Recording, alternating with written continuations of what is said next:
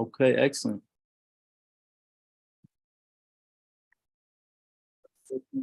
Oh, yeah.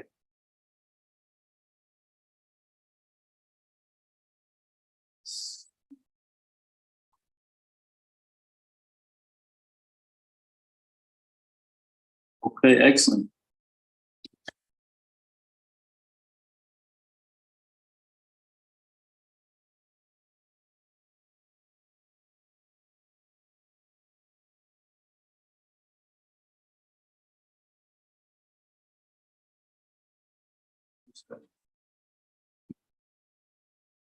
The bookshelves on there. No, I'm the same way.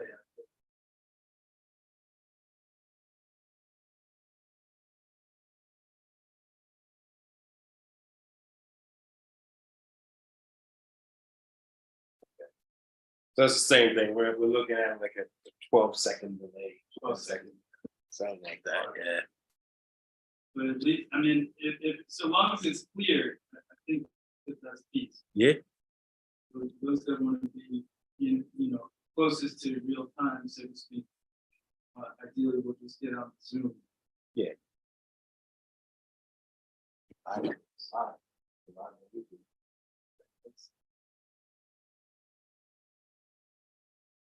right. So we're live, and I don't know. Should we? What that's the thing. What because I'm gonna have to let people in. Well, no, it's open, right? Yeah. Okay, so people can just come in. So would you rather maybe we can just give you the YouTube broadcast? It's Okay. so you see how it's a little delayed? Right. Yeah. So they're both. Are these showing two different ones? They're showing the same thing, but this YouTube is a little delayed in what Zoom is. So Right. Zoom is in real time. Right. Yeah. So this one's the. This is what people are getting on the YouTube page. Gotcha. Yep. Okay. Powerful word yesterday, man. Thank you. Thank you. Thank you for your help.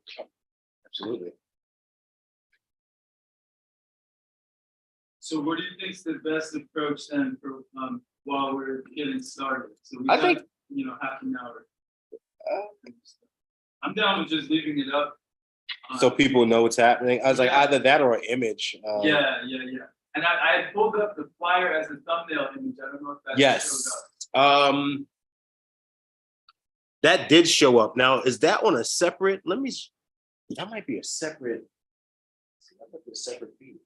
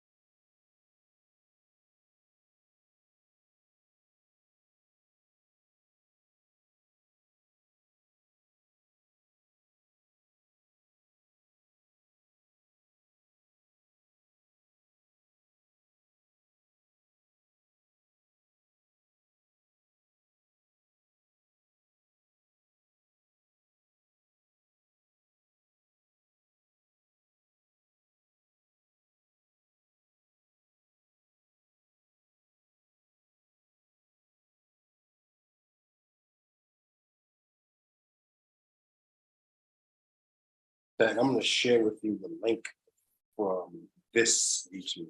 Okay, Because I don't think that that's the same as the other one.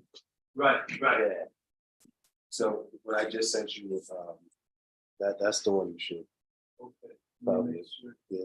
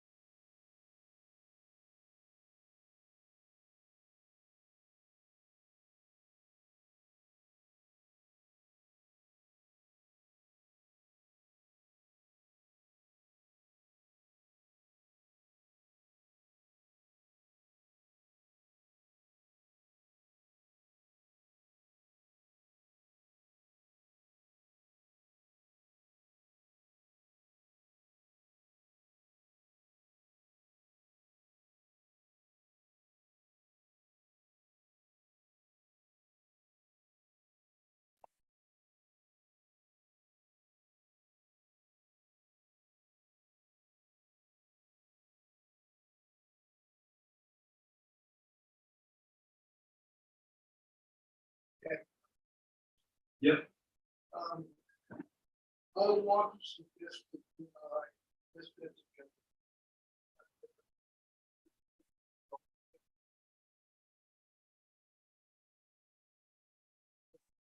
Chat about it. I'm with it.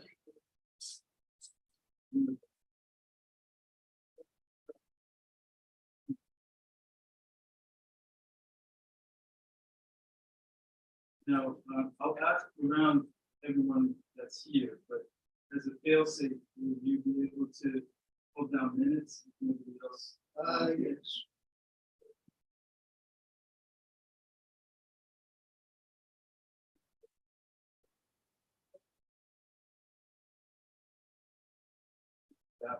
If anything, we could take a picture and send it out.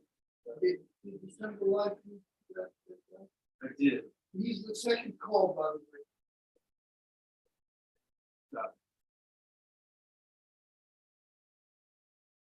This is I just wanted to give you guys the AC remote because it'll probably go from being like just cool enough to maybe even a little too cool.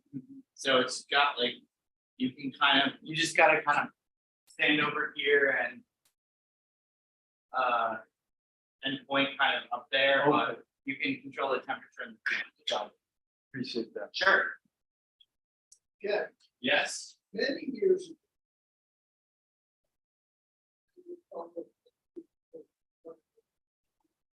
Sure.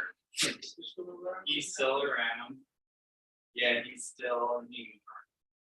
He's the international secretary now. So Tell myself, yeah, he remembered you. I think he got your message and relayed it to me. So we stopped having demonstrations during COVID. I lost track of everybody. I used to yeah, chat with them. Furious. yeah. Do you mostly work with this now, the people Senate, or you're involved? Yeah, with it? but the PeepSen are mainly and the Green Park. On the same.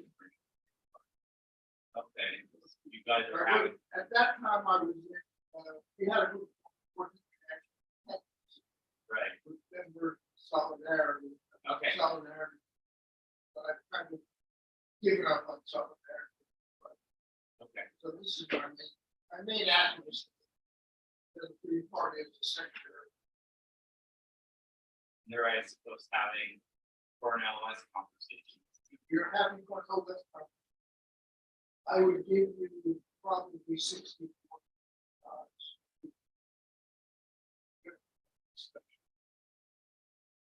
There are reasonable and legitimate hesitations.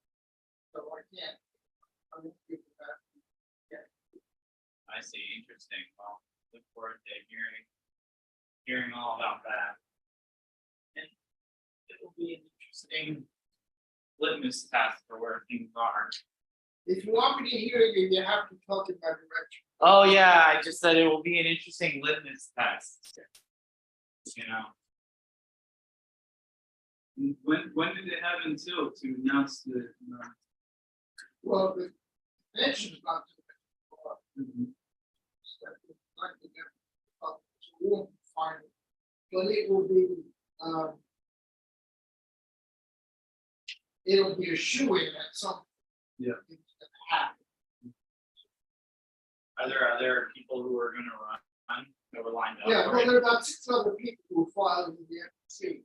Oh, interesting. I don't know all. There are those- Oh, interesting. But Howie's not running for it. Howie is not running, Howie is kind of.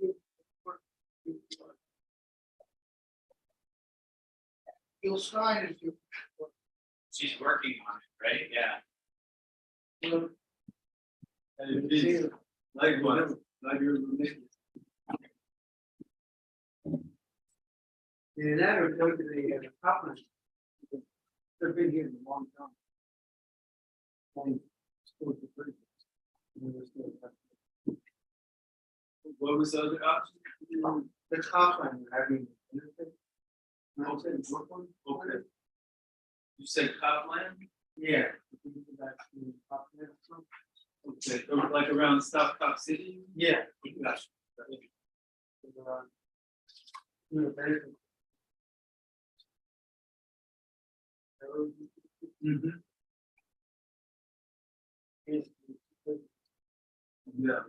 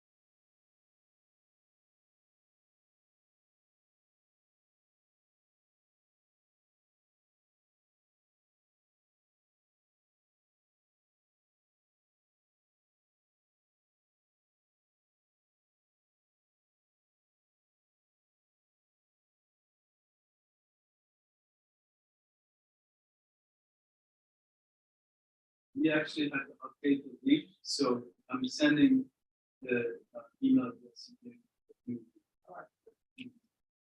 You said it would probably come first. So just so everyone knows, I put the updated link in the description of the old link, so if anyone goes to that, they'll see that. Can I just ask you a technical question? Mhm. What's the advantage of having Wi-Fi with this one? Oh, you mean, well, you mean having the YouTube? as well. Oh, okay. Yeah, that's like the added part. We have this on YouTube so that people can watch it even if they're not in the Zoom itself. One of each way. Well, I mean, ideally they would, but a lot of times people feel a little bit less like they're not able to engage on the Zoom, or rather, you know, it allows another level of engagement without people feeling like they're all the way in the Zoom and therefore like obligated to speak.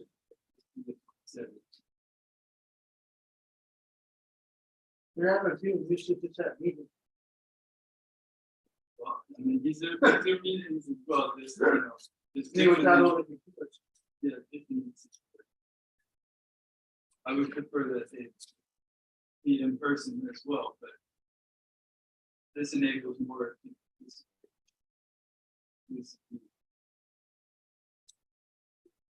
No man ever go and all people that buy that. this narrative. No, we're recording. There's nothing back.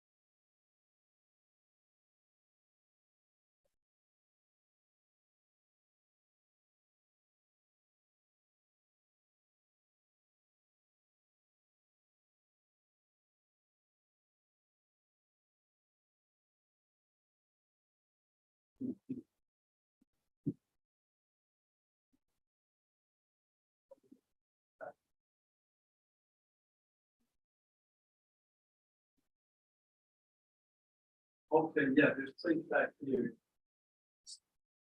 Sending out some last messages and such, but. we got- So should we get chips and? I mean, I think we're good for now. Yeah, I think, you know, just some plates, we got the oranges, Steve brought through some of these, those are blueberry, you said? Very cinnamon, Blueberry cinnamon. Are they the same ones from yesterday? very light on the sugar. They're the same ones as yesterday? They are Those are good, deep. but they're from yesterday, the ones from Yes, yesterday. came one from the. Had one yesterday is the same. It's gonna taste the same way today, right? I hope so, Presumably. unless we've discovered a new evolving. Organism. Microorganism.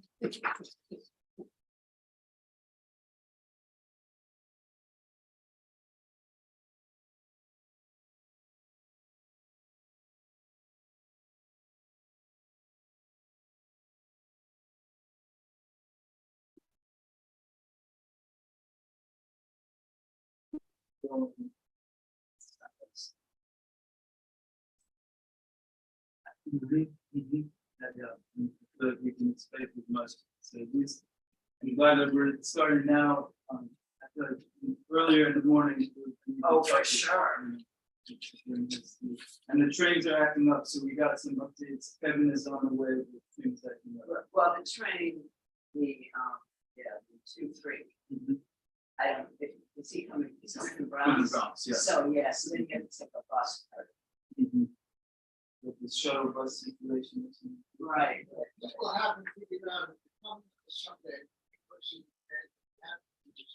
Yeah. We also have to look at at today's schedule. You know, so that gives you an idea of how much extra. You know.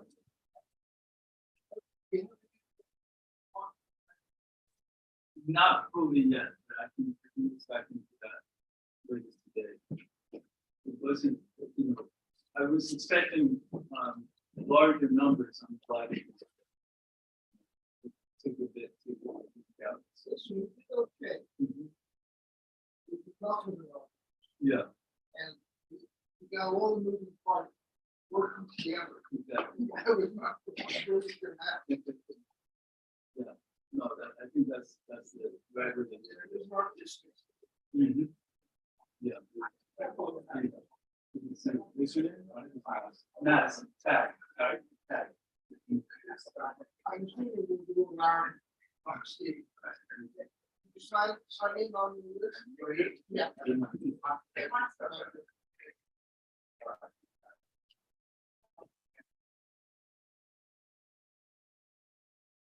But it was on TAI. Mhm. They're twice a week, they are. That's great. Glad you agree with that.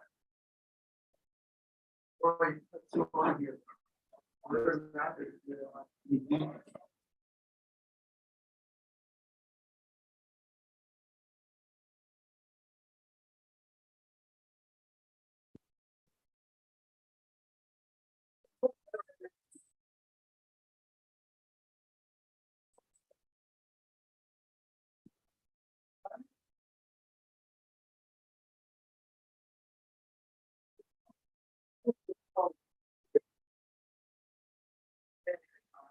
That's 7 years of knowing you at least. You. No, I used to be your side. Okay.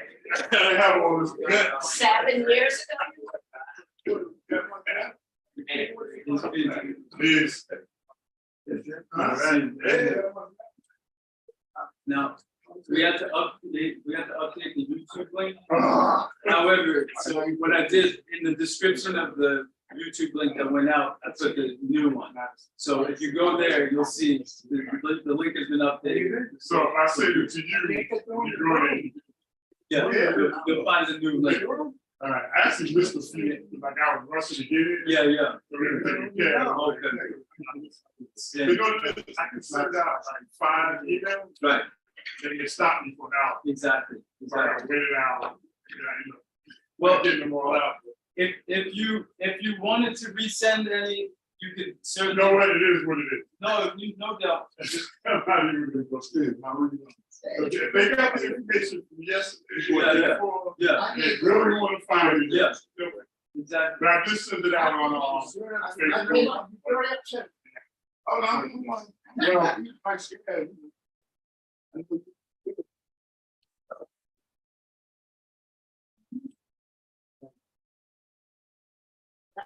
Very hard. All holes in our olive oil.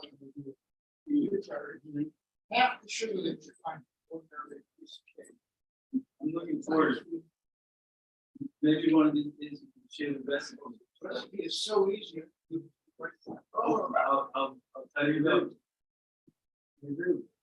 Ready? All right.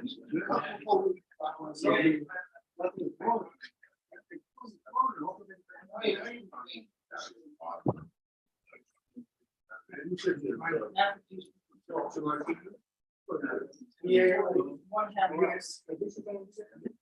Round of barbecue turnout. on Saturday, it was I enjoyed it. One tablespoon. in Copland, and they're soon. I gotta get out there. What's money? I just gotta get it ready. Oh, Insurance and all that stuff. Weekends, trays is possible.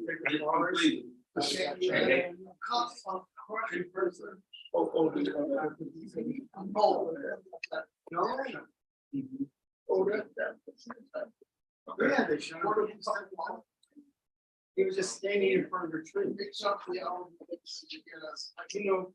I'm here right I heard that. 57 times. Yeah, you don't know. Strike Brooklyn now. Not there to give you a break. After this. Okay. I'm here. Yeah, I still want to catch you with these. Definitely the, yeah, I, so I added that to the description, I think that's the best one. No, I'm just saying. And so I think it's like we're going to here, No. basically, reflecting, aiming our speech this way. Next stop. And, so after those tests, it sounded good, so I'm gonna. Try not to over, like, you know, I'm trying to. More writing and not just. Yeah, no. Perhaps if anyone, yeah, I guess, once we get on, that's what I think, I guess that's the place to see. If and when people are joining the Zoom, right? Oh, it's open though, right? Yeah. There's no password, so No, it's no. they'll be able to join right in, so Right, it right. won't even, be an issue. Let me double check on that though. There's usually just an automatic password, but Oh, yeah. it should be in the invite I'm about though. to say, yeah, if that's the case, then you're still covered. Yeah, exactly. So let's see, where would I see that though? Yeah, it's usually set up with the password embedded, but it's the same. You know what, I'll see if I can get on from a different Zoom link. All right.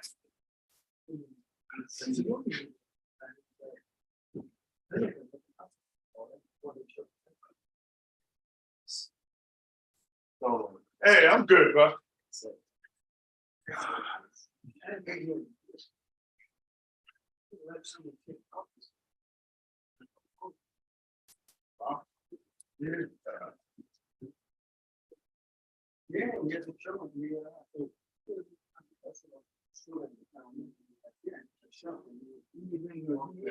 I'll just no.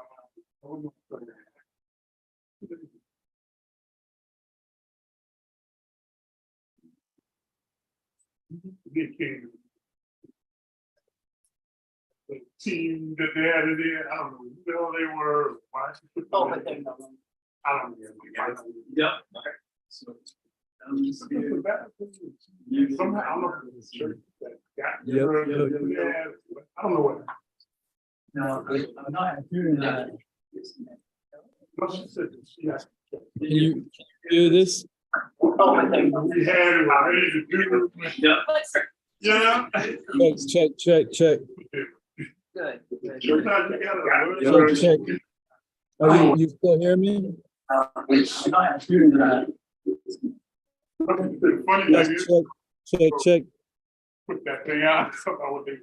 Can you hear me? Check. Now that you're muted, maybe, can you hear me? Okay.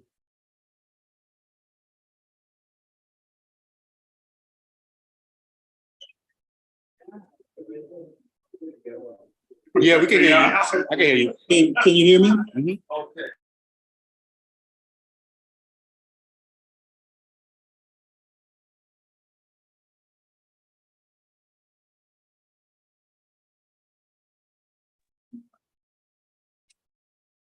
Like one thing will bring some legal. Especially.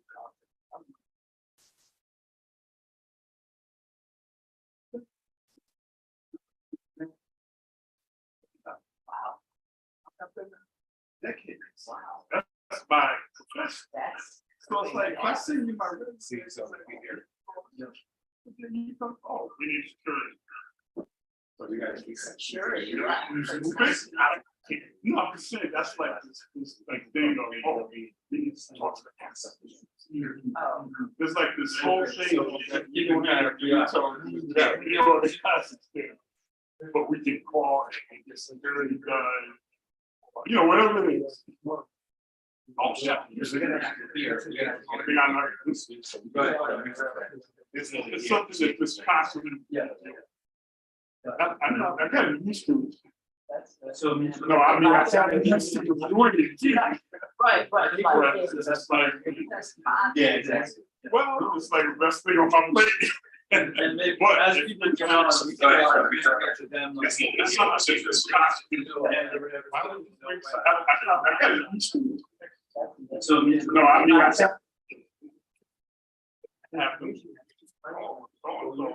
Program. Why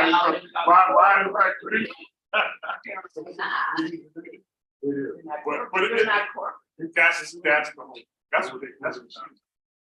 We're not cool, I said, active. We got. You can't charge. You charge our people that are volunteering. You can't charge them. Just raise a registration, get benefit events, you know, you I think do the we're way. just about ready to start soon, but I just want to make sure people are able to get on. Where that come? I fucking, you know, she said.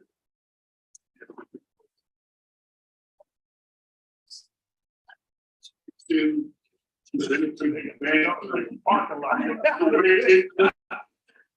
Oh, really? Where'd that come from? But you got pigs and hogs. Yeah, they're gonna put them little. But we'll see what happens. Yeah, that's why you want me to go after them? I said, nah. Peace, Oh, really? you able to hear us okay? But you got pigs and hogs. Yeah, they're gonna put them little. But we'll see what happens. All right. Yeah, It's all good. That's why We know it's working. we're going after them. I said, nah. So Deborah, just so you know, the audio is on a little bit of a delay. So we can also communicate through the chat just to make sure everything's clear. But when you want to speak, if you could just let us know by raising your hand digitally or just letting us know in the chat so that we can mute the monitor and hear you clearly.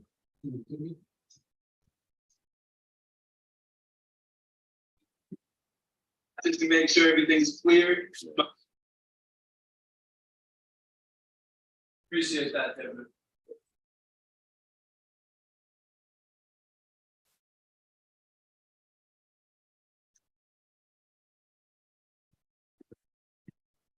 So we're just about ready. Maybe let's just give ourselves till 1:10, just 2 more minutes to see if the rest of our comrades are able to get on the Zoom.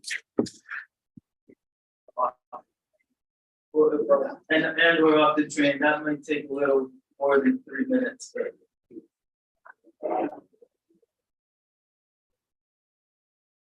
My phone is here. Maybe is that your phone? Yes. Okay. Right.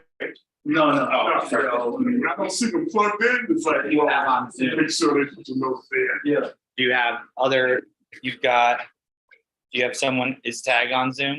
Yep. Yeah, he's in the room, but this is on mute. Oh, you're. Oh, So we were running it's- sound out of here. But there's an echo. So it's coming from this then. Peace, Kathleen. So see how that works. Hey, everyone. Good to see you. Deal with this every single thing. And it's like. So it's coming from this then. Peace, Kathleen. So see how that works. Hey, everyone. Good to see you. Good to hear you, Kathleen. We can see you now. Hey, everyone. I'm here. Good to see you too. So there's a coming from this then. Peace, Kathleen. Just working through that. See how that works.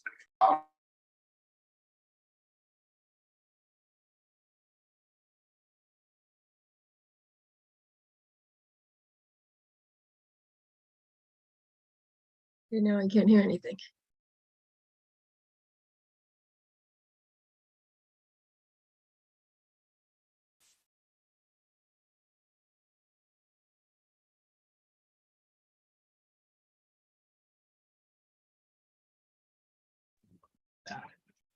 Now I can't.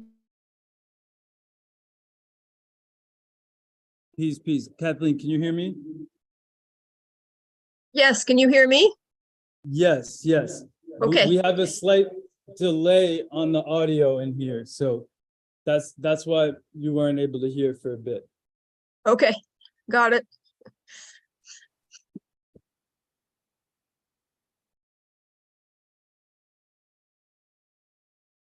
Yes, yes. Okay. We have a slight delay on the audio in here, so. You said, I'm just turning this off for one Yeah. second. I'm actually hearing you twice. With the delay, so then it repeats itself.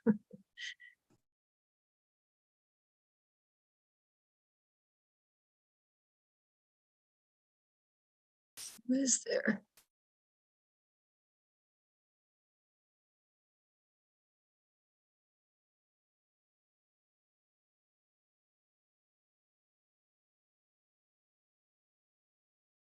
Computer you play and have your speaker off. Oh, see, I can hear it. Yeah. You gotta have your, Yeah, no, it's muted now, because Spirit of Mandela was muted before. So. okay, so if you have.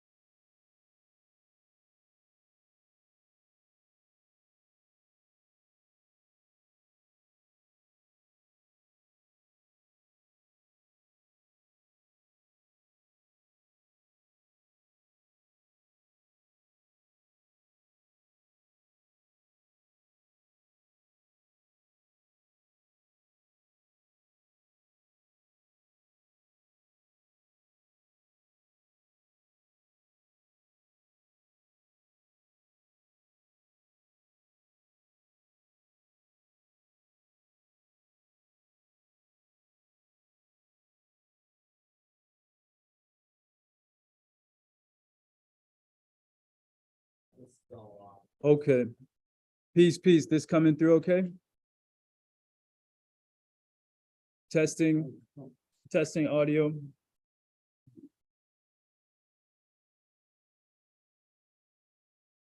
Is that coming through okay? Yeah, I have to ask them if they can. Yeah. Y'all can hear me okay? Kathleen, Deborah? We're going with a different approach now. Yes, so that. yeah, I can hear you perfectly. Okay, excellent. So we'll probably do it this way. So ideally, everyone can be seen in that in the spirit of Mandela, those of us that are here. And turn the camera off, no doubt. Bet. All right, so we can do it that way. And if nothing else, we can just kind of shift the laptop around. Because the audio, is the audio going to pick up well enough? Yes, It's just gonna come through, Karen is gonna come through your. Yeah, it's fine. Okay, thank you. So what we should do then, if we want to go ahead and get started, which we're at just about 1:15, appreciate everyone's patience. What we should do for intros, maybe we can just move the laptop around so that everyone that's on the Zoom can hear. So I'm happy to start. Peace, everyone. Great to see y'all here. Shouts to the space, Freedom Hall, for welcoming us. It's been a minute since I've been here. Greatly appreciate y'all's hospitality. So we're here to really, in earnest, launch on the ground our People's Senate Northeast activities out here through Spirit of Mandela, and had a strong show and barbecue yesterday. Shouts to those that were able to make it out. I'm Tag, part of Spirit of Mandela Coordinating Committee and a number of our committees. Besides on Spirit of Mandela and the Northeast People's Senate Committee, which we're looking to build out as we speak. So shouts to everyone. Opposite of shouts to these train delays on a Sunday, but they're to be expected. And I will pass the mic over to the left. Peace, everyone. This is our brother Rob, our Freedom Fighters contingent. Thanks for the invite, and I'm here and happy to work with everyone. Peace. Peace. My name is Madison. From the Black Alliance for Peace, and was sent by the Impedum, part of the African People's Socialist Party. That's how I found out about what's going on here. And they also as for the one. No doubt. You have a number? Peace, family. I'm Tyreek. I'm a Black Panther. I'm a former Black Liberation Army prisoner of war. I'm happy to see that we are organizing, because it is through having a very good organization that will enable us. Peace. Peace, everyone. I'm Eileen from the Spirit of Mandela and other groups. People need to speak louder for us to hear, not just the person there. Okay, did everybody hear me? Yeah. Peace, Matt Meyer here. I am really here as a refugee from other international national work, but I'm here temporarily. I'm a proud member of the Coordinating Committee of Spirit of Mandela Coalition. Most of my work is international sphere. I was a special advisor to the jurist of the International Tribunal 2021, but I live and work in New York. Well, I live in New York anyway when I'm not traveling. And my local collective Resistance in Brooklyn is excited about getting more active in Northeast. They could not make it today, so I'm here as a stand-in for them, but in the future, I will not be at Northeast meetings. I'll still be with Brother Tag on the coordinating committee and supporting y'all whenever you need it, but there'll be other R&B reps, or at least one other Resistance in Brooklyn R&B reps in the future. I'll say also, I guess, relevant, for the coordinating committee, I help bottom line the Southwest region, which had a fairly significant gathering conference in May. And I'm also helping with Luis Rosa Perez, the Puerto Rican former political prisoner, to bottom line a conference in September in Puerto Rico of the Spirit of Mandela People Center region, more or less known as external. So external colonies and peoples outside of the continental 48. So my name is Steve Bloom. I am active both with the National People Centered Organizing Committee and our Northeast Organizing Committee. I'm also active in the Green Party of New York State. So I'm holding down minutes for this meeting. I'm a little bit hard of hearing. Having a little bit hard of hearing minute taker is not optimal. So I have to ask everybody to please speak up so I can hear if there's anything, especially if you're going to say anything that you want recorded for posterity.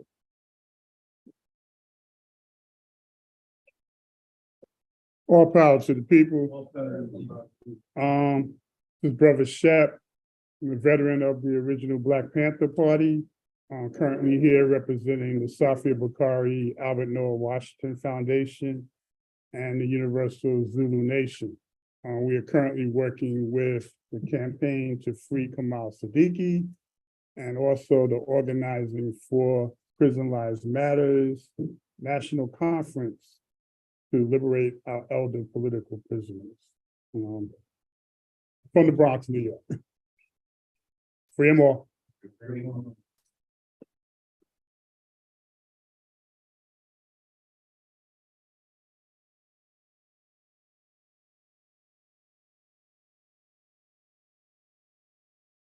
My name is Richard Egan. I'm just a local anarchist. I've been longtime friends with a lot of political prisoners and with a lot of the political prisoners that got out and are still trying to get out. I do what I can as an anarchist and try and get the anarchist political prisoners out there, because a lot of them get no press coverage. One I'm working with is Michael Kimball, an anarchist political prisoner in Alabama. So free them all, as people say, and the person is next. Is right next to him. Hello, my name is Ryan Napoli. I'm a public defender at Neighborhood Defender Service of Harlem, and also one of the hosts and producers of the Activist News Network on YouTube, and we also have an Instagram page with the same name, Activist News Network. Free them all. Free 'em all. Free 'em all. Much appreciated. And yeah, Easy, would you want to give a intro real quick? Yeah, how you guys doing? My name is Easy Stokes. I'm a sympathizer to many of the causes that I have at this table. A filmmaker. Some of the work that I do is in this political space. Appreciate it. And Easy's been doing a lot of tech support for us for these past couple of days, so huge shouts to that. And maybe we could hear from the rest of us in the Zoom. Either of y'all want to start us off? My name is Deborah Rosario. I'm with the Bronx Green Party, and I'm here to learn more about the People's Senate. I was invited here, but I was invited. Thank you. Hi, I'm Kathleen in Buffalo. I've been with the People Senate from the start, also work with Spirit of Mandela, the tribunal committees, and with the U.S. Marxist-Leninist organization. And also as part of this People Senate organizing here in Buffalo, we've started a local committee that's involved in some of the local struggles here, in particular to stop a new jail from being built, and also participating in various activities, distributing materials and things of that sort, like at Juneteenth. Excellent. So greatly appreciated. Oh, no doubt. So yeah, some more of our comrades are arriving right now. Great timing on that. Peace. We're just continuing our intros whenever y'all are ready. And so the way that we've got it hooked up is that the visuals are coming through there, so we can all be seen by those on the Zoom and on the YouTube. And we're just gonna pass this laptop around so that everyone can hear without there being an echo. You down to give an intro? We're just finishing up intros. I don't think they can see me. No. The webcam is an audio. Oh, peace, y'all. How y'all feeling? My name is Kevin Still. I use he, him, and them pronouns. I think. Shit, I don't know. What is it? Just a little bit about myself? Yeah, organizational work. I'm with the Spirit of Mandela, Bring Mumia Home campaign, and I've done 8 years in prison as well, upstate New York. I was sentenced to 10 years when I was 17 years old. And while on the inside, within my 8th year is when I was able to meet some good people, right? Meet some good comrades that was able to like help me with my case. I ended up writing my own appeal. And in 2018, I was able to get out. But while inside, I've organized, I've done hunger strikes, I've done like boycotts. We boycotted Corecraft for some years. I came home, we continued that with the prison strike 2018. So yeah, that's a little bit about me. Peace, y'all. I don't know if y'all can see me, but Isha, you wanna go? No, my wife is shy, but she's down with me like KRS wants that. That's me right there. Respect. So that's excellent. So as we can see, we have a lot of Sorry, no doubt. just quickly, I'll speak loud so you can keep the computer. Yeah. I think for a couple of reasons it's worth noting. I mean, lots of people may want to be here, but we have some special regrets from 2 other members of the National International Coordinating Committee of Spirit of Mandela, Baba Sekou Odinga and Sisadekwi Kioni Siddiqui. Dekwi may be able to jump on the Zoom, but basically they're not here, unable to be here after weeks of planning for another thing worth noting, which is the passing of our brother Matulu Shakur. So as folks undoubtedly know, that just happened, flying out to Atlanta for the ceremonies tonight. And I know they have both of them desires and plans to be here and be here in the future, but regrets for today. So, all power to Matulu. Absolutely. All power to Dr. Matulu Shakur. Rest in power. Perhaps we could have a moment of silence.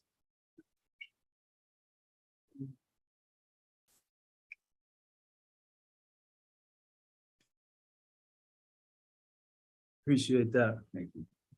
And those that would like to, at some point, if anyone wants to deliver a few words about Dr. Matulu, especially we're here in Harlem, where he did so much incredible and important work.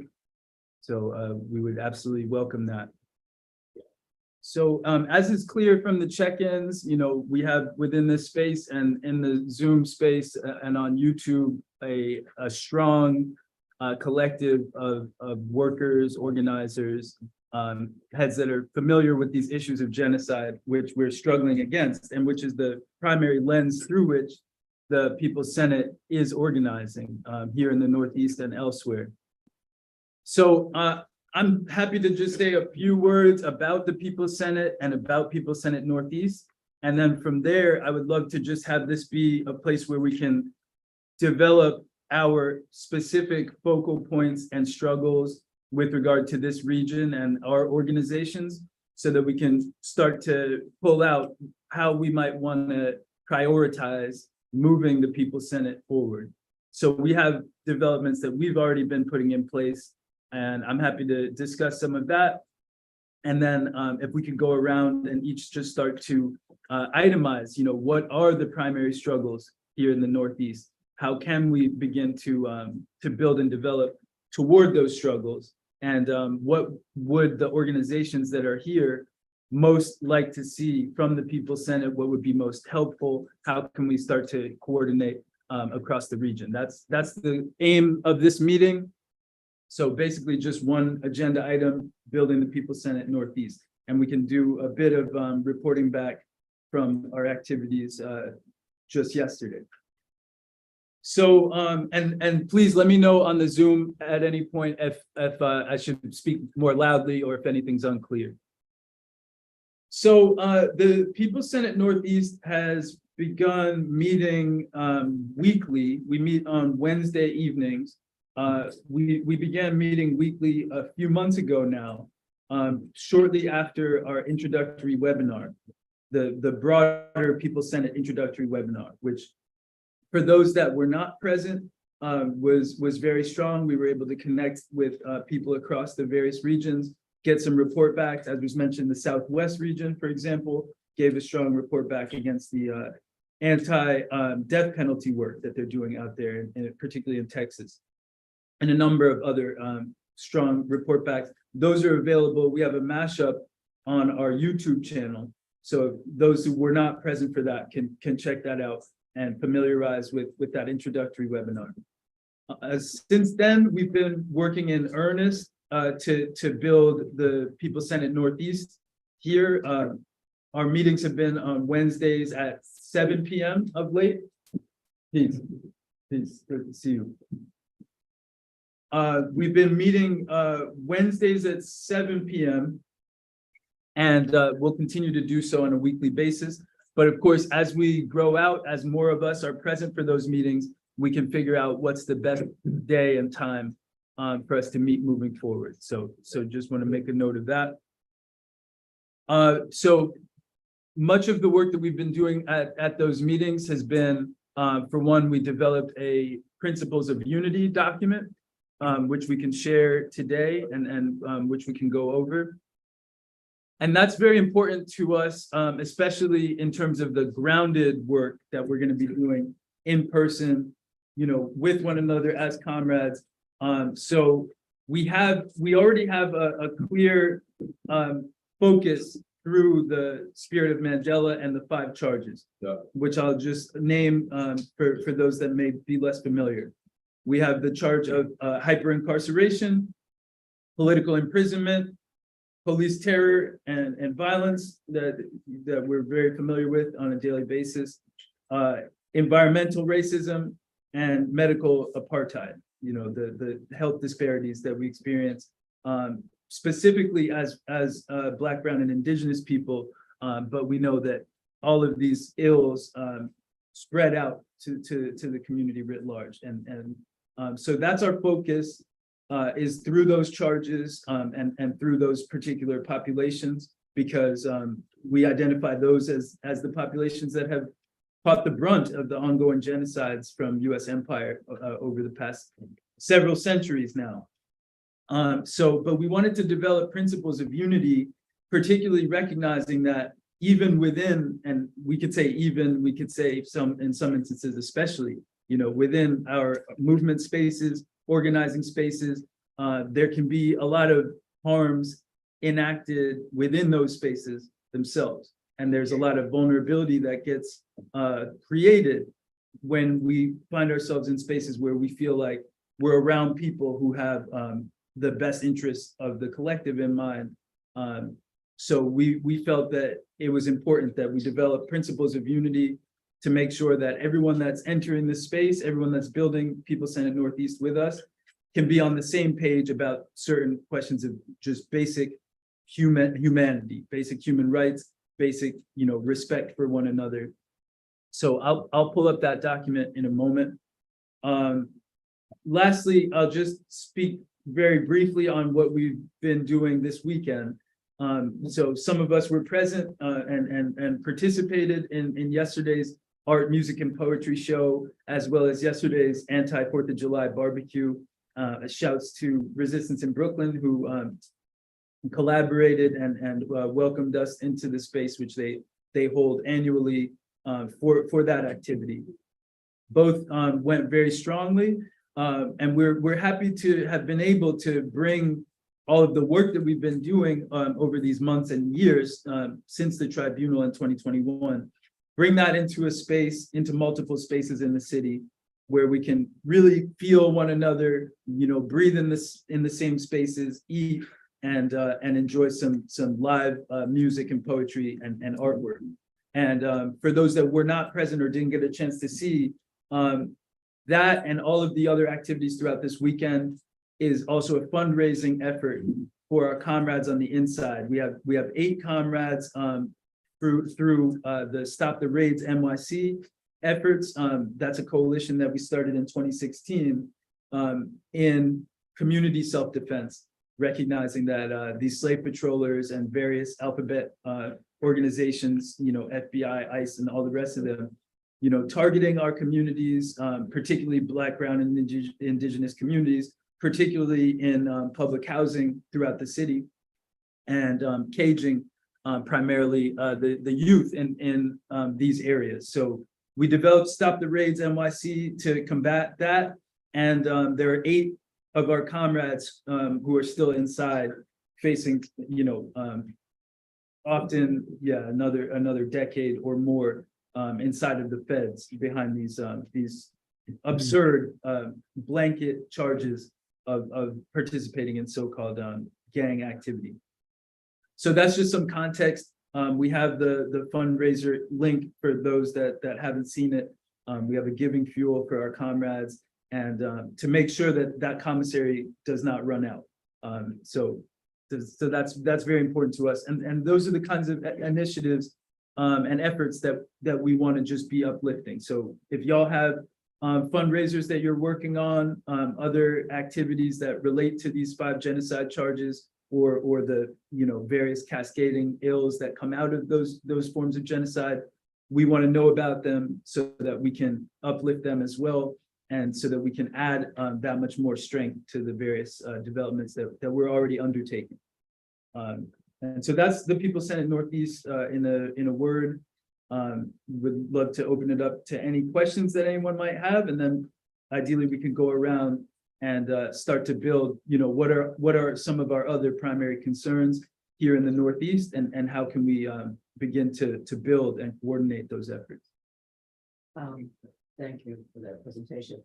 So I'm just wondering, is the 5 charges of genocide, is that the principal organizing tool, or is there something else? Great question. Appreciate that. So that is the primary lens through which we are organizing the People's Senate. But then there's the Principles of Unity document that I was mentioning. That's another way that we're, as far as organizing, making sure that we're rounded and clear on how we're moving. But yes, those 5 charges are the lens through which we're organizing. And we have a number of these, if I'm not mistaken. I have one here, but we should have several around. This is the People's Senate recruitment material. And so this outlines in more depth precisely what it is that we're doing with the People's Senate. And you'll see on the back here is the agreement. So this is how, you formally get up with the People's Senate. And you can just fill this out and send it in. Either you could send us a picture of this, email it, whatever works best for you. Now, since we're here in the space interfacing, this is the ideal way. We can just fill these out, and myself or any of us that have been holding down these People's Senate Northeast meetings can just take it, and we can add that into the database to make sure that we're updating everyone, and that we know what your organizational links are, et cetera, so that we can continue to build out further that way. So you'll notice on here, we do ask for organizational signatures if you are representing an organization. But you can also get up with the People's Senate as an individual as well. Yes. Yes, please. There are individual copies of that sign-up form on the literature table, so you don't have to have that whole packet. No doubt. Copy, it's there. And a lot of the information is also duplicated in this little trifold. So the People's Senate, the National People's Senate, has adopted a whole series of a mission statement, a vision statement, other little bits and pieces of who we are and what we base ourselves on. It all links back to the tribunal and the indictments in the tribunal, but it also expands on that a little bit. So there's a lot of things that people can take and read, and feel free to take copies of this for others if you want to distribute it. There's enough for people to take some. I guess I wanted to note the question Eileen asked and the word that you used, and the answer Ted gave and the word that you used, because I think there's a possible gap there that I think is our gap to fill. So Eileen, you asked if those 5 were the organizing tool. And Ted correctly answered that those plus the principles of unity plus the stuff Steve just mentioned is the organizing lens. And I think the question is a good one and the answer is correct, but the actual tools that we use, that you all use in the Northeast to organize, have yet to be developed. So that's the lens, that's the political framework, that's the foundational what it is to move forward along with all of the local struggles. Tag correctly reported, for example, in Texas, they said, okay, but for us, all that and the 5 fit into the death penalty. So when you use our local death penalty work, the abolitionist movement, some of the more reformist parts of death penalty work, and we're going to put them together into a framework that understands the death penalty in Texas as part of a long history of genocide against Black, Brown, Indigenous people. That's what they're doing. That's the tool they're using because death penalty is such a prominent thing there in Texas. The tools that we developed, that y'all developed in the Northeast, we have yet to develop.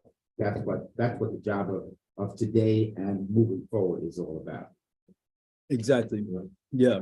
So really appreciate that. That helps to clarify. I think that precisely that we are, so part of building the People's Senate in Northeast is building those tools, and we can begin that process together today. So up on the screen is the Principles of Unity document that I mentioned. it may be a little tough to read, and so I'm thinking perhaps we can read it out loud, if that works for y'all. Otherwise, we can just make sure that everyone that's here has a copy of this, so we can make sure that. There's no more. Right. So we could read it out loud if y'all are good with that. Just to make sure we're all on the same page. This is a single sheet. It's one sheet, yep. You might ask maybe he can make a copy. That So makes sense, yeah. So while I asked about that, okay, great list, Bishop. Maybe while they're doing that, we got 5 new people. Mhm. From the circle. Yeah. Anybody have a copy I can take? No, I don't have the physical copy. I can email this to him. Nobody has? Oh, okay. Yeah, I don't have it physically. I have it on this this device here. Yeah, if there's an email address, I'll send it. I'm sorry. So that is true. Those that have joined us, maybe we can continue with the introductions. Whoever would like to start. I can start. I'm Jack. I live in Brooklyn. I'm a member of the Marxist Unity Group. I'm sorry, speak up, please. Sorry, yeah, Jack. I live in Brooklyn and Bed-Stuy. I'm a member of the Marxist Unity Group, which is a faction within the Democratic Socialists of America. And I'm happy to be here with everyone today. All right, how's it going? My name is Shubu. With Jack and Joseph here, we're all in the Marxist Unity Group. I live in Bushwick. And yeah, here to see what's going on, what I can do to support, and to get an idea also of like what the revolutionary left is like as a whole, and you know, outside of just the DSA, which I would argue is probably not that revolutionary. You probably get a lot of agreements. Appreciate it. I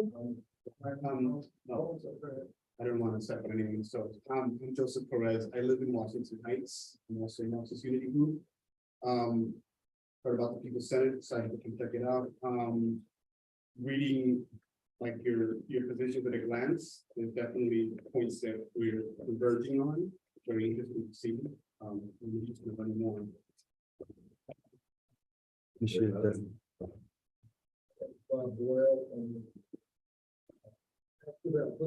For activists of all attorney. I've been doing work around political prisoners, well, I guess close to 50 years. So I'm here to listen and do whatever help I can do. Respect. You got a few known people that you might have heard of out of prison. They were within one of the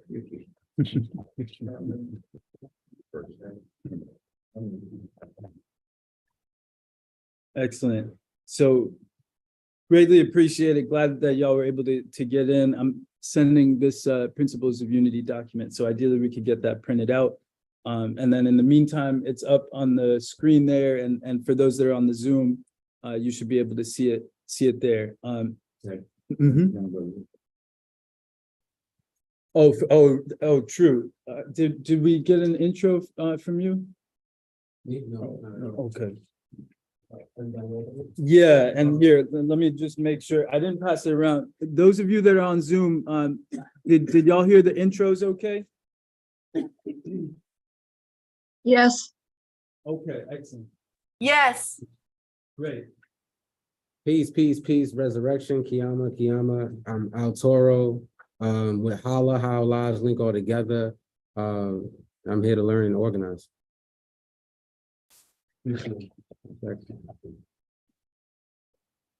All right, excellent. So if we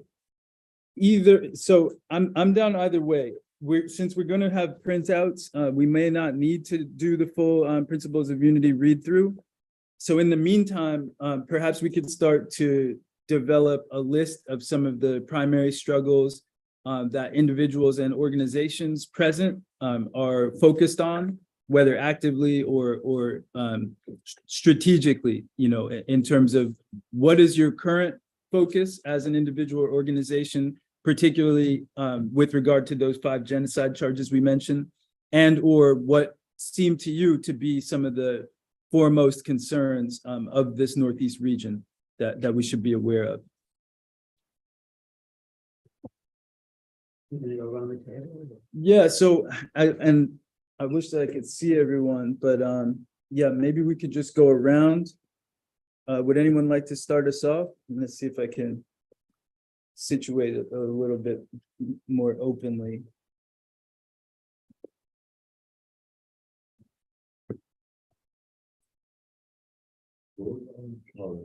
Oh, so yeah, so the question is, okay, as individuals and members of organizations here in the Northeast region, what seem to be the struggles that are of the foremost concern for us as individuals or organizations in the Northeast region?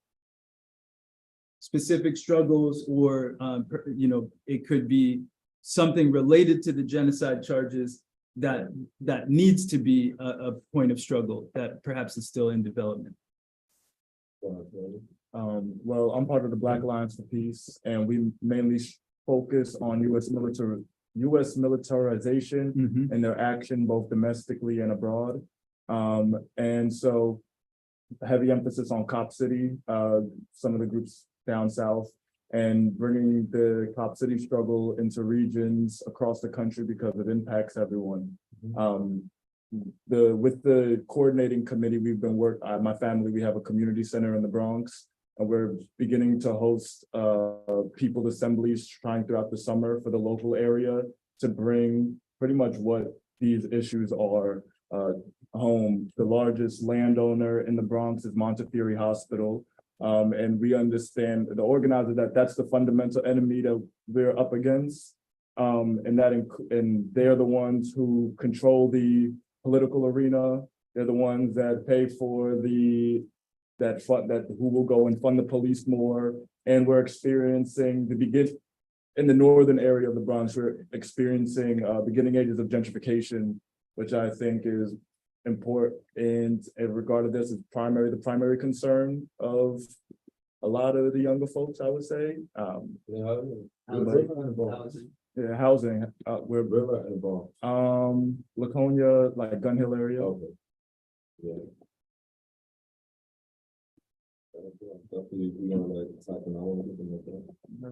I'll send you some info. What's the name of the community center? The Bridgefield Civic League.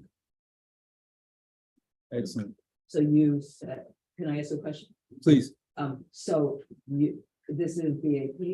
Well, BAP we're not officially from BAP, but the coordinating committee and members of BAP have been organizing to try to have these people assemblies throughout the area to get a feel of what are the specific concerns of residents as a whole, because there's not really a politics of the Bronx outside of the Democratic machine. So trying to understand what is it that we need on the ground first and foremost. And so this grouping set up a community center with it's been a long-term community center since like the 60s. And my family just has like had it within our like stewardship. Wow. Where's it located? Where's it located? 3551 Laconia Avenue. And like Gun Hill region, Wakefield, Wilson Seaport, No doubt. And so, and you mentioned Boston Seaport, so there yep, a number of connections there. That was the site of one of these so-called gang raids. We got comrades. Oh yeah. So that was the site of one of these so-called gang raids was Boston Seaport, and so we have comrades from out of that raid who we continue to be in touch with. That would be a great connection to make. Likewise, with what you're talking about with Cop City, Kathleen, perhaps at some point you can just let heads know about the work that y'all are doing out there in upstate New York, pushing back against their proposed new jail out there. Sure. So the Buffalo has a holding center downtown, and then it has Alden. It's a jail, which is a little bit away from the city. They're both as part of Erie County, so it's the Erie County jail system. And the executive for Erie County proposed, together with the sheriff, both of whom were supposed to be progressive folks, but are definitely not, to build a new jail. And he wanted 2.5 million to investigate how best to do that, draw up plans and those sorts of things. And so there was a lot of opposition, and we were able to block the legislature from giving that money. And instead, what's happening is they're now going to have what's called a community needs assessment. So the people have organized two sizable community meetings to discuss what the community thinks is needed. And it's certainly not a new jail, estimated at 250 million to construct it, with 1,500 new beds, whereas both of the jails currently are half empty. So everybody says, well, you don't need new beds unless there's going to be a big increase in mass incarceration. And that's what the plans are all about. And so there's a lot of opposition to that, of which the People's Center is an important part. And one of the things we're working on is, as part of the People's Senate, we organized to provide an alternative to the genocidal governments that we are contending with, which are failures all down the line. And so we're trying to create space for the people in the community to actually have a role in us, to give their vision of what's happening and not just be reactive to whatever the county executive and county legislature says, because already they want to say the community is defined by the prisoners only, the incarcerated workers only, and not the actual community of people here in Buffalo and in the county as a whole. And so the demands are for more education programs, for example, for those who are in prison, which have all been cut basically, for community needs like trauma centers and medical centers. An estimated half of the people currently imprisoned, incarcerated, are considered to have medical difficulties of one kind or another. And job training for the youth, those sorts of basic necessities that are being put forward. And so the struggle's continuing at summer, so the legislature isn't meeting at the moment, but the people are continuing to organize, and People's Senate is an important part of that. And one of the tools, you could say, or ways in which we're organizing here in Buffalo. Great looks. And yeah, 1 second. If you could you just remind us of the price that they're talking about, how much they were going to put toward this new 200 to 250 million, the actual construction. And to start with, they wanted to designate 2.5 million, which they said just happened to be around, to study the question. So the legislature did not approve that amount. But for the jail itself, it's estimated at 200 to 250 million dollars. Where's it? Yeah, we don't have that in our budget. Either of those figures, I'm cool. Okay. So two things quickly. Yeah, I'll be real quick. So, one, just FYI, in terms of the national scene. So there was a major, actually national meeting, Black Radical Unity in Atlanta a couple weekends ago. So 3 of our Spirit of Mandela coordinating committee, People Senate leaders, coordinating committee members, Jalil Muntaqim, Jihad Abdul-Mumeed, and Ashaki Binford, who was actually one of the coordinators of that weekend in Atlanta, were all there and had some very, very positive meetings. The 2 names of some of the more positive connections they made were with John Baraka, Black Alliance of Peace, and Kamau Franklin, Community Movement Builders, South Cop City Center in Atlanta. So those alliances are being made regionally and nationally and internationally, and we should just know that as we're making the connection, they're being made elsewhere as well. So it's excellent. Second thing, I got a little text that DeQuee suggested, if you stop the screen share of this for a minute, we'll be able to see them, and then some of them maybe could introduce themselves, because I know Sister DeQuee is now with us and ready to introduce herself, and then maybe others also somewhere in the Zoom. Okay, it might be that they're on the YouTube though, because I don't see Sister Kui on the Zoom itself. She's obviously hearing us, because I'm getting texts from her. No doubt. So it could be through the YouTube. Easy, are you able to see who all is on the YouTube?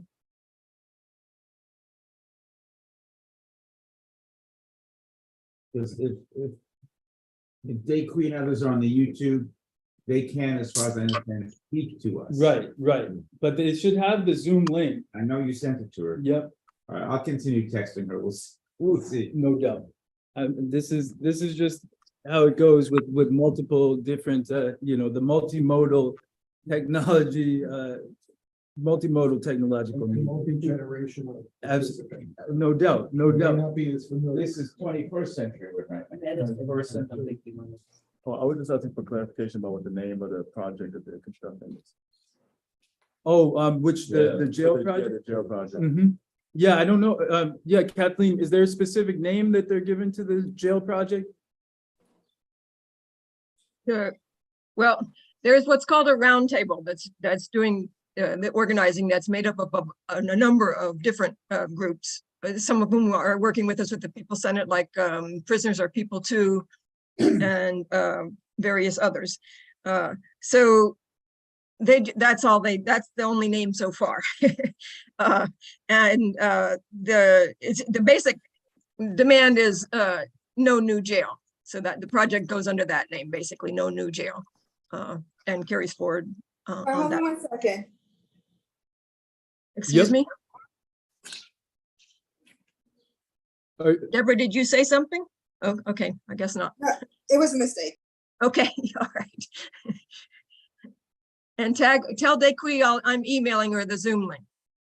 She's got it already. Oh, okay.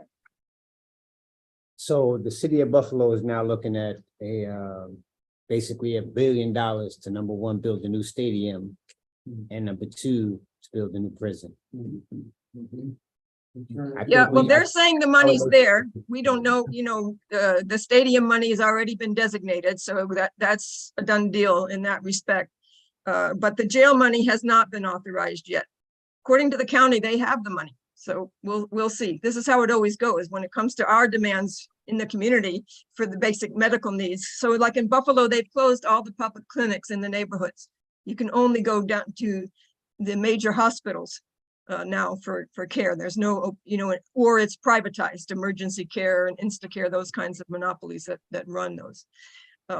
So those kinds of demands, there's not money for, but for this, evidently, they're saying the money's available.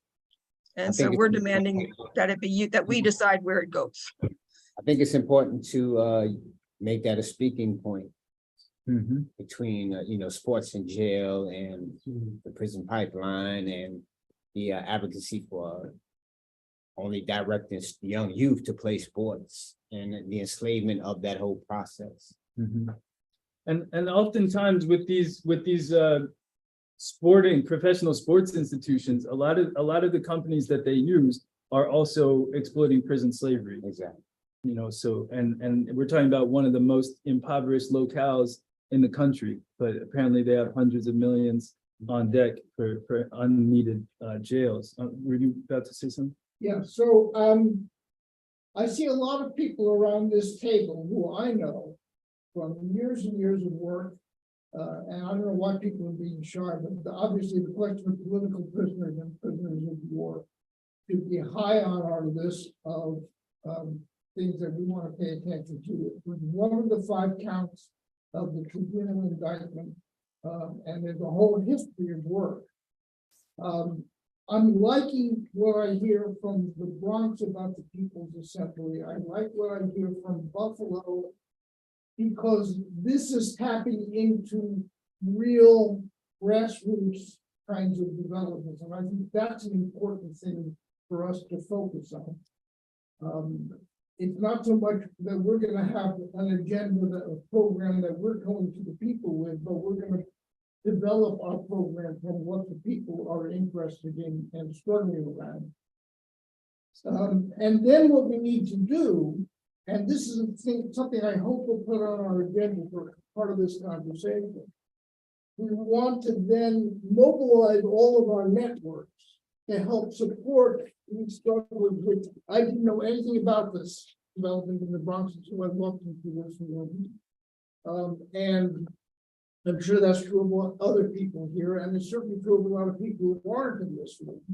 So we have to begin to build get out the information about this core network, mobilize support for these struggles from our networks. And that takes me to the question we're looking to put on our agenda, which is how we're going to expand. Yeah, we're obviously very in New York City. We're not really a northeast region. We need to develop lists of names and contact groups and individuals that we can reach out to and try to then expand the network well beyond New York.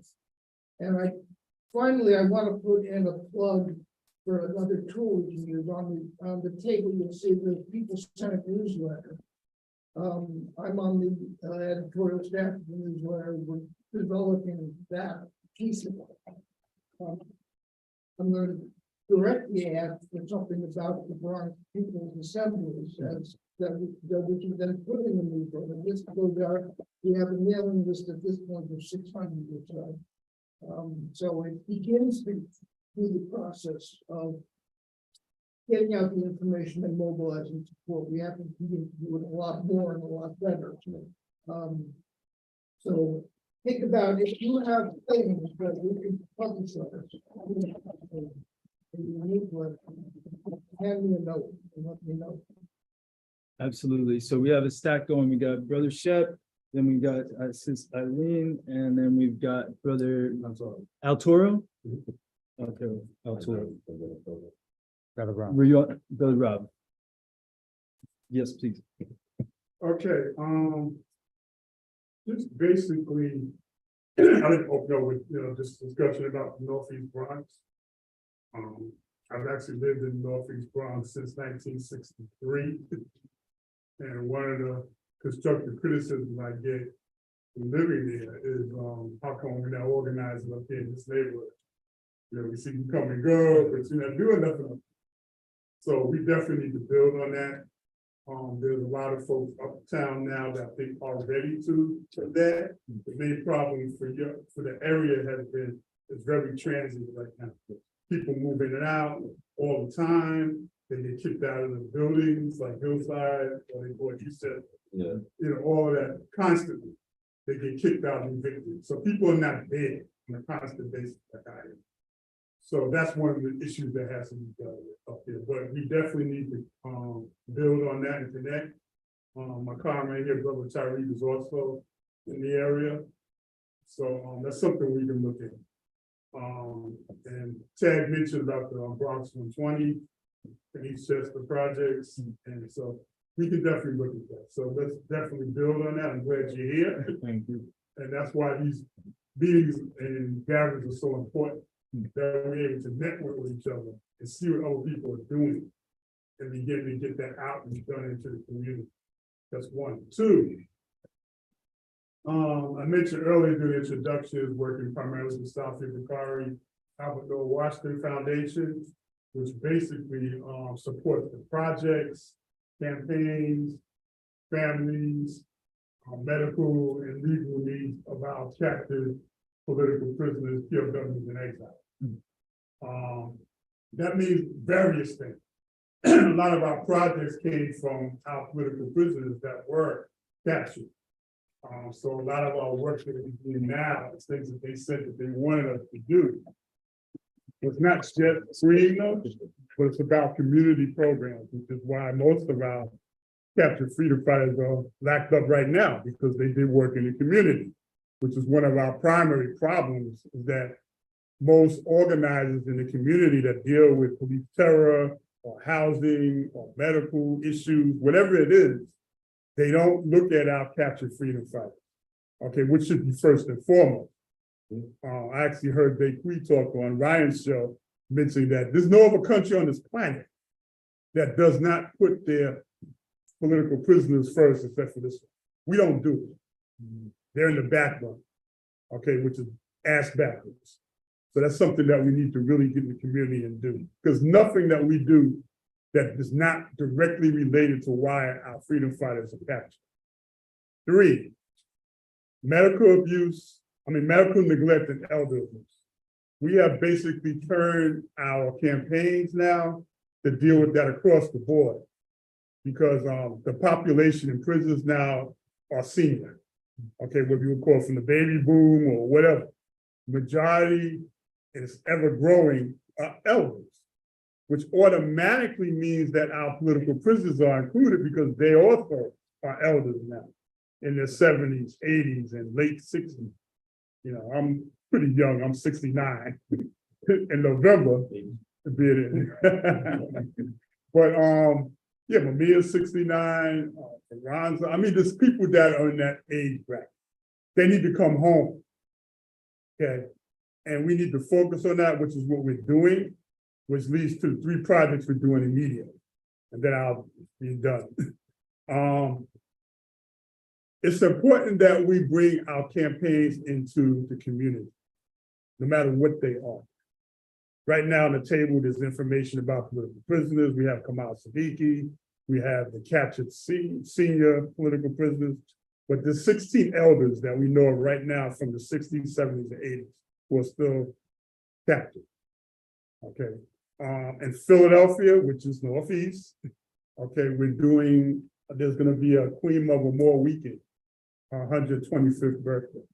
So we automatically say, well, if you're gonna do a whole weekend for Queen Mother Moore to deal with reparations, to deal with repatriation or Garvey or whatever you're doing, okay, housing, all those issues, that a political prisoners must be there. And when you don't see it, this goes for anybody here. Any national conference, convention, or anything that takes place, look at the agendas. If you don't see it there, then be involved in it. If it's there, be a part of it. So we didn't see it, so we put one there. So Church of the Overcomer, which is outside of Philly, one of our pastors there, Pastor Keith, has agreed, and we're gonna have a conference, a forum on our elder political prisoners during that weekend. There'll be an exhibit there too, just on the struggle of the 60s, 70s, and 80s. Second event, this came from inside the wall, okay, from the Prison Lives Matter group, where they said that we want to put a focus on the elders. Any younger generation that's still captured, whether they were there for social crimes or whatever, or social causes, I won't say crimes, political, whatever, they know there's elders there. Because I just mentioned to you that the majority is a growing population of elders, although we know women is a growing population also. So they said we need to liberate our elders. So there's gonna be a national conference taking place, first week in Black August. It'll be hybrid from Chicago, from Oakland, and from right here in New York. So we're gonna use this technology that's going on right now. We're gonna expand on it, improve it. And in New York, we're gonna be doing it from NYU Law School. We've got law students now who want to get involved in our struggle to free our freedom fighters. So this is across the board work, a lot of work, but it's coming to fruition right now. And we need to advance on that. Any activist attorneys or attorneys at war, law students that want to get involved with us. Okay. We've got Rutgers on board, Seton Hall is on board, Essex College is on board, just mentioned NYU. So a lot of law schools are getting involved in this issue right now to free our freedom fight. So that's going to be, again, the first weekend of Black August. And last is, we always said back in the day in the Black Panther Party that we should use culture as a weapon for our liberation. Okay, people are familiar with Emory Douglas, the artwork that was done. We know about the music that was all over during the late 60s and during the 70s about whether it was dealing with apartheid or dealing with pigs or whatever it was. The music was a weapon. Okay, we need to use that again. That's why they co-opted and took over hip hop, because initially it was a weapon. They didn't want that to happen. We got to reverse that. We don't need the record company. We can do all that stuff ourselves now. So we need to put culture as a weapon forward. So we're going to do a benefit concert right here in New York for the last 2 elders that are Native New Yorkers that are political prisoners, Kamal Siddiqui and Reverend Joy Powell. Okay. We want them free. I believe Joy is 61. Kamau just made 70, they need to come home. So we're gonna call on people to do a concert, it's gonna be in Brooklyn, to do that, to put the word out and to have them liberated. So those are 3 things we're working on right now immediately. Of course, there's a lot of other stuff, which I'm not gonna get into. But what I will say to all of you here is, somehow we can put that on the screen and get it out there. Prison Lives Matter at with the protonmail.com. Get in touch with them about the conference. But easy, get in touch with me. I do a lot of the outreach. Panther Shepcat at AOL.com. That's Panther Shepcat at AOL.com. If you don't have a pen, I mentioned before, I'm a veteran of the original Black Panther Party, so I'm Panther. My name is Brother Shep, so that's Shep, short for shepherd. And a panther is a cat.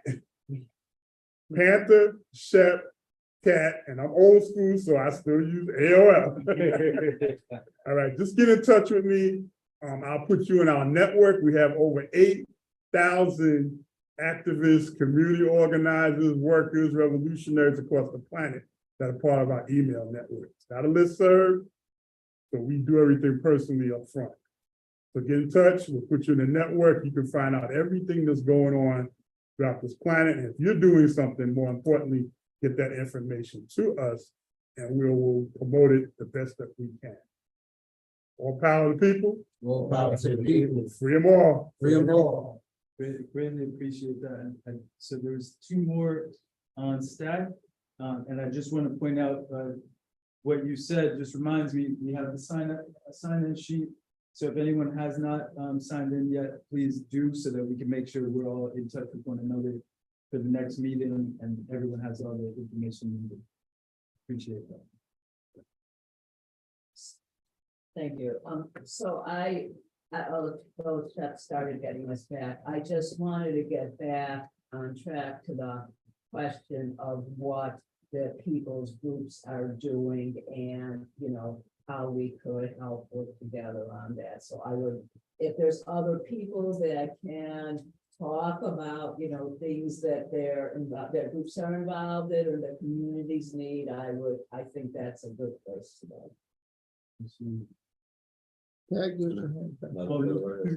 Yeah. And then you were next? No. Okay. And so 1, 2, and then there's 2 more. Jack. Yeah, 1, 2, and then Jack. No, Jack. So peace. Again, if I'm quiet, definitely just tell me to speak up. Definitely be like, yo, you gotta be heard. You young in here. Exactly. You young in here, you definitely gotta be talking. What you doing here for? You feel me? So please send me that energy so I could just tap in more. So holla, and also I'm organizing with other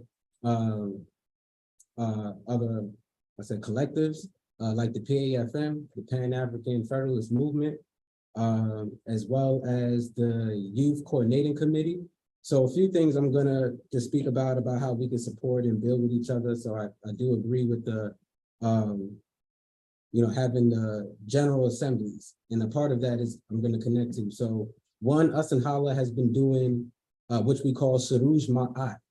We have been having healing circles for the last 2 to 3 years with organizations in New York and some outside of New York, really talking about the dissatisfactions we have within the non-for-profit. Talking about philanthropy, talking about the shit that we go through as leaders, leadership. And we have not just had these conversations, but also collected data. We're taking research from these circles that we're having to have study sessions with those organizations who want to move forward in this process, to also have an assembly where we're communicating back to the organizations and to the community how we need to move forward as organizers and organizations. So definitely, and I think that is connected to some other efforts in between here, which is having a general assembly with organizations, people who are groups, to come together to talk about, as we're doing now, about our works and the dissatisfaction we have between each other. I think a lot of conversations can come out of that and how we need to move forward. A part of that Me, myself, and many other organizers are part of the Youth Coordinating Committee. We are supporting independent African-centered development, independent African-centered educational systems. We already are supporting, and we are raising $50,000 to create a mutual aid agenda and conversation with these organizations. The Zayak Institute, which is in Brooklyn, they do a lot of stuff with STEM and their young people. The Frederick Douglass Marcus Garvey Academy in Delaware, Nation House, which is in Washington, DC, and the Comoy Shore Africana School, which is in Baltimore. And what we are doing, a part of this, some of our tactics is one, having street cleanups. So in Crown Heights, we've been doing street cleanups for the last 24 to 25 weeks. Really building with the community, because this is a local grassroots movement. So we've been, and I'm from the neighborhood. So we've been building with the neighborhood, talking about, that we need to support these independent African-centered institutions, because one, we don't know they exist, and we are in control of these institutions. The people own these institutions, right? So having more conversations with them about how do we get my nieces, my nephews into this school, but also how do these schools are representing the actual development of our young people that needs to be happening, and also in our families. So this is also an open struggle. So this is, trying to build this out with more other organizers. We are about to shift into having street cleanups in Harlem. A part of this will also be supporting CurveFest. CurveFest is an event to bring awareness to the community about political prisoners and prisoners of war. So we had our first CurveFest in New York City last year, and now we're trying to have our second CurveFest this year, sometime in September. So we would love folks to get on that. You feel me? Those who want to support and organize an effort to that, to be a part of that. As I said, we are going to be launching street cleanup in Harlem as a part of supporting independent African-centered education, but obviously we're not trying to work in silos. So we see that as an effort to also build awareness for CurveFest, having street cleanups in Harlem as a way to launch CurveFest. And this is also ways that we're building with the community. And community organizers are supporting it. Another thing I just want to bring up is legacy tours. So us in Holla, we're also, we're a research institute. We want to believe that, we're doing research. We're not just, So a part of that, we have a question about how do we heal from historical trauma? And the way we've been combating or coming at this question is that we believe that our communities are able to heal from historical trauma by going into genetic memory, by going to the places where our ancestors fought back. So we have been having tours here in New York City, but also around the country. We also went to Puerto Rico. And this is also us taking our families, because we're trying to also bring our families into the movement.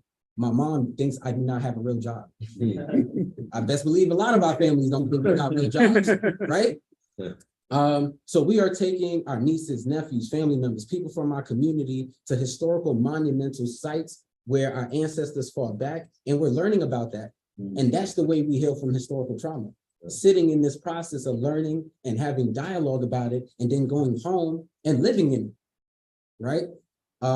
So we would love to also expand on that more. And I know a lot of y'all are great historians, teachers, educators. So y'all could also take our communities on tours.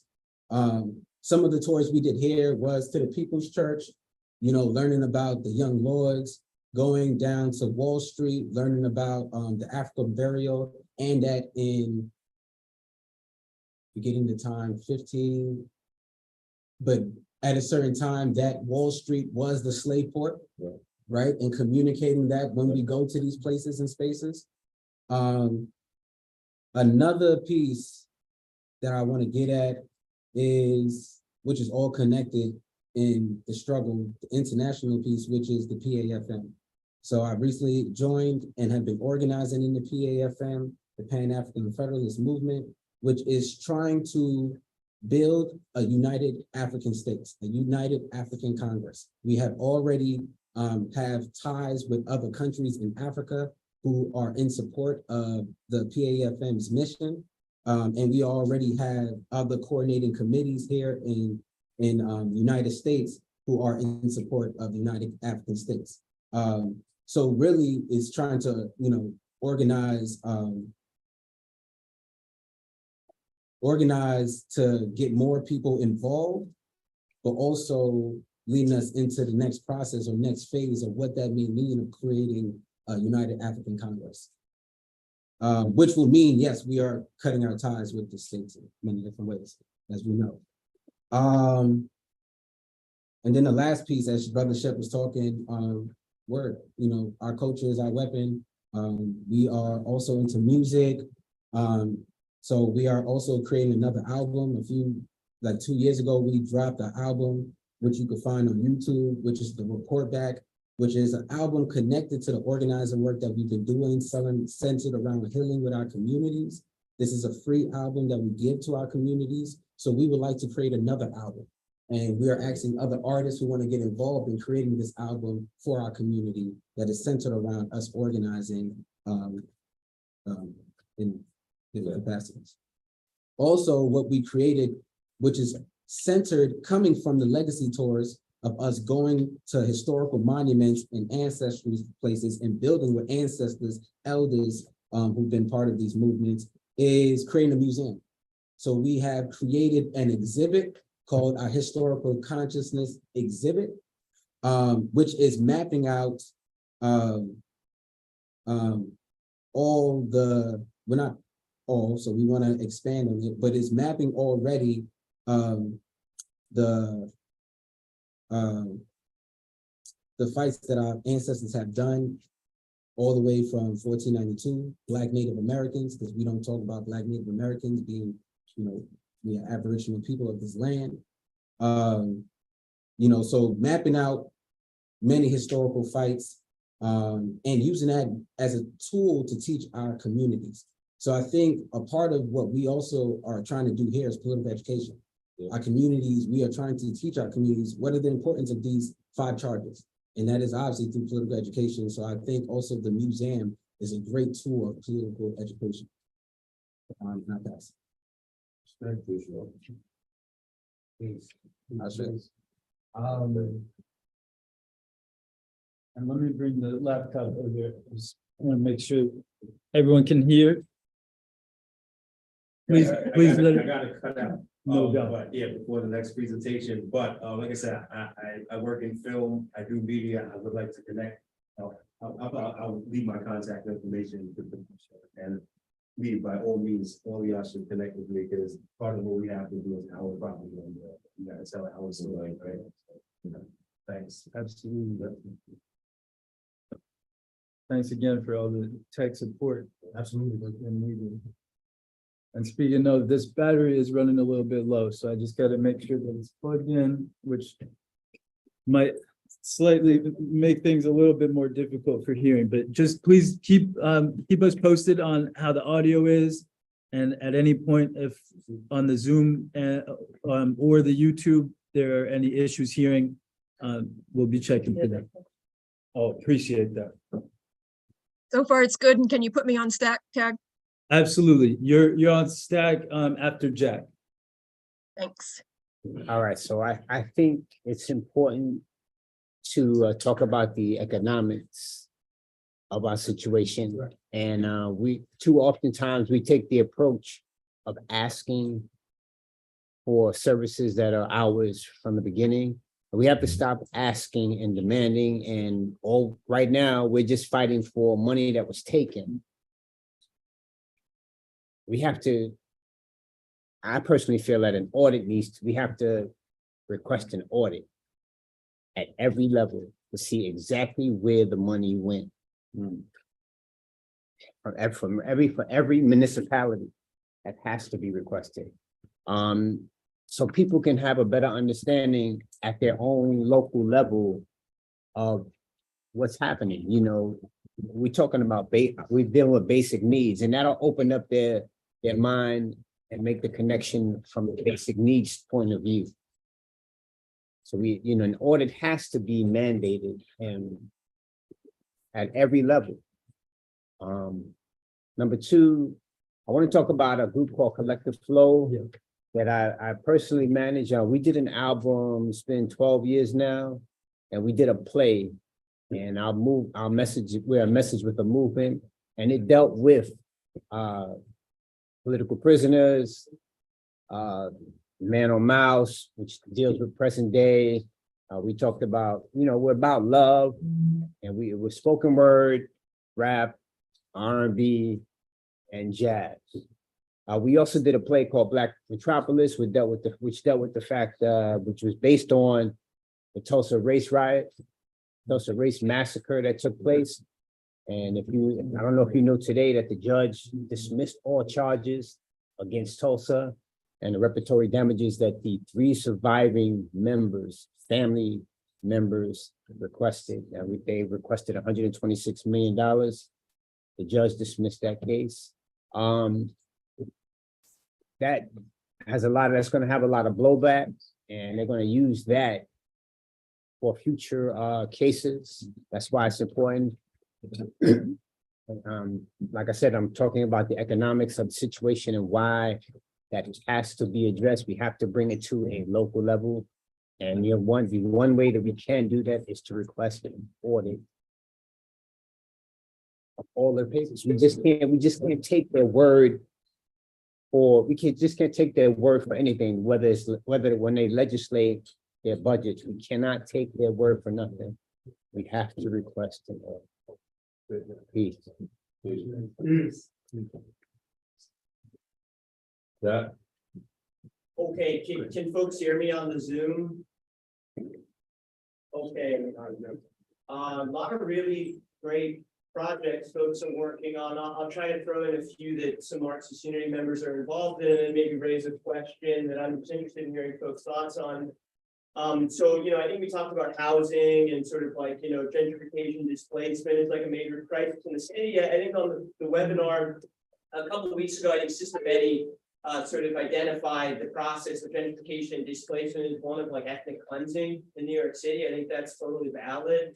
Members of the Marxist Unity Group are pretty active in tenant organizing, mostly in Brooklyn. If folks are aware of the organizations of Brooklyn Eviction Defense, which kind of emerged during the 2020 protest movements, as well as the Crown Heights Tenants Union, which has been around, I think, since 2015 or so. We have members who are sort of active in both, as well as the tenant union Flatbush, which is a newer tenant union, in Flatbush. So, that's definitely an issue that we have some engagement in already and are interested in supporting. And the Bronx is the borough that has the highest rate of evictions in New York City right now, and so it does seem like an area that is like particularly important to have a strong movement of tenants. We've also been a little bit involved with this Marxist-Leninist organization, E-Commerce and E-Hooks, which is a group mostly active in Sunset Park right now, sort of an organization of Marxist-Leninists and street vendors who are sort of facing an increasing amount of police repression right now. So street vending is also like an issue that folks in our group have been exploring. Those are kind of the projects that I'll throw into the mix here today. And then I guess just a question for folks here today. I'm interested in hearing folks' thoughts on kind of the Senate aspect of the People's Senate. I guess I wonder, like, in folks' minds, like what that sort of Senate would look like. I think, an interesting development that we've seen in New York City recently is the loss of Kristen Richardson Jordan, the city council member in this district, who comes from like a Black Panther lineage, as well as the Barons, Charles and Inez Barron, who also come from the Black Panther tradition. I think all of them have sort of advocated their seats. And so to me, it seems like there is a little bit of a gap in terms of like, representation of this like, Black Panther political tradition that the People's Senate, at least on paper, it filled a similar, ideological kind of role, but perhaps the focus now is more on, cohering our forces around these local projects. As Steve mentioned, kind of, developing a program from these existing struggles, and perhaps that representative kind of body comes later, but I'm curious to hear kind of what folks' thoughts are on that. And that's it. Thanks. Appreciate that, no doubt. And anyone else on stack? And so Kathleen was next. And great, okay, so we got those three. Next, Kathleen, you want to start us off? Yes. So a few things. One, just to quickly respond to the question Jack just asked. We are working towards developing forms such, similar to an assembly, people's assembly, to, where those who locally or in a region, whether as a constituency or geographic or otherwise, would get together and talk about what, who they would like to represent them, have a senator and that sort of thing. But it's not, that's in process. It's not, we're not at that stage yet.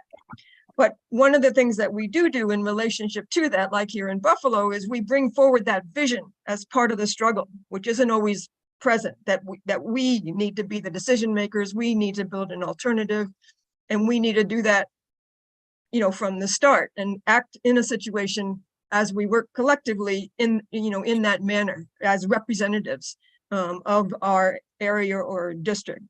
So in that respect, the question of needing an alternative form of governance and needing a people's senate is being brought out in the course of the current struggles taking place.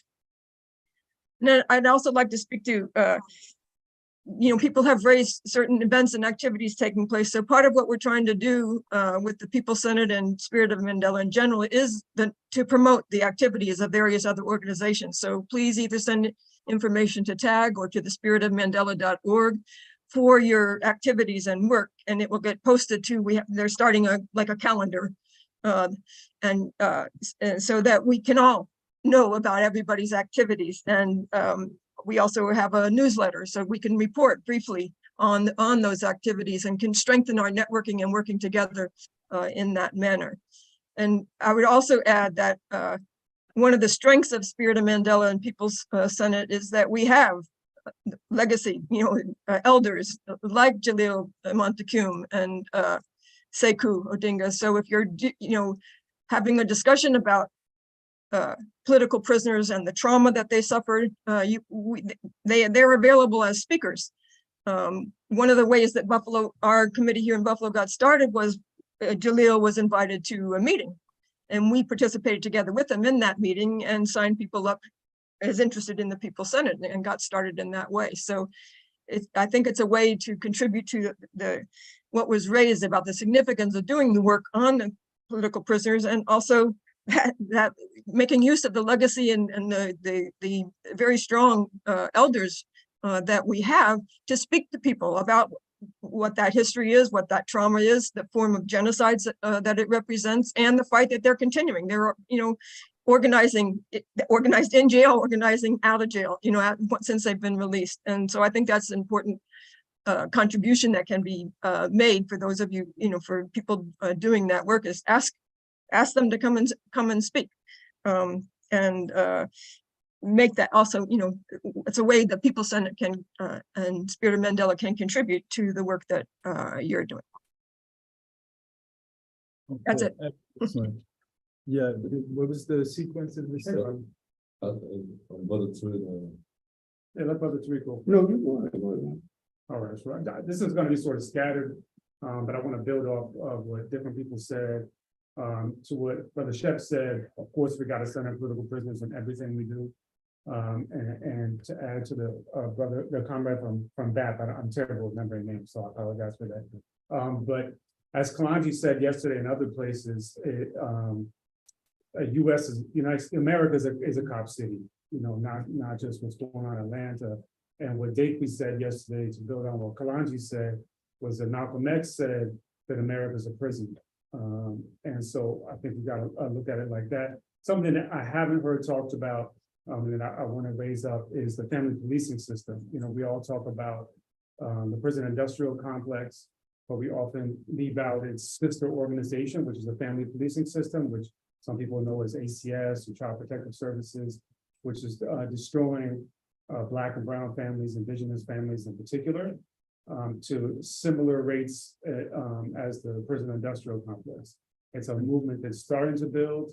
against the family policing system, but it's something we all have to join in that movement because it is completely destructive and dates back to the same roots of destroying Black families as happened with enslavement of Africans and the destroying of indigenous communities from the founding of the settler colonial republic. And then just some other scattered thoughts, which I think in all these spaces, whether we totally agree ideologically or not with the African People's Socialist Party, but they're being attacked, and the attack on them could be the attack on I don't want to talk too much about Angela Davis, but what's the Angela Davis quote? They come for us in the morning, they'll come for you in the evening.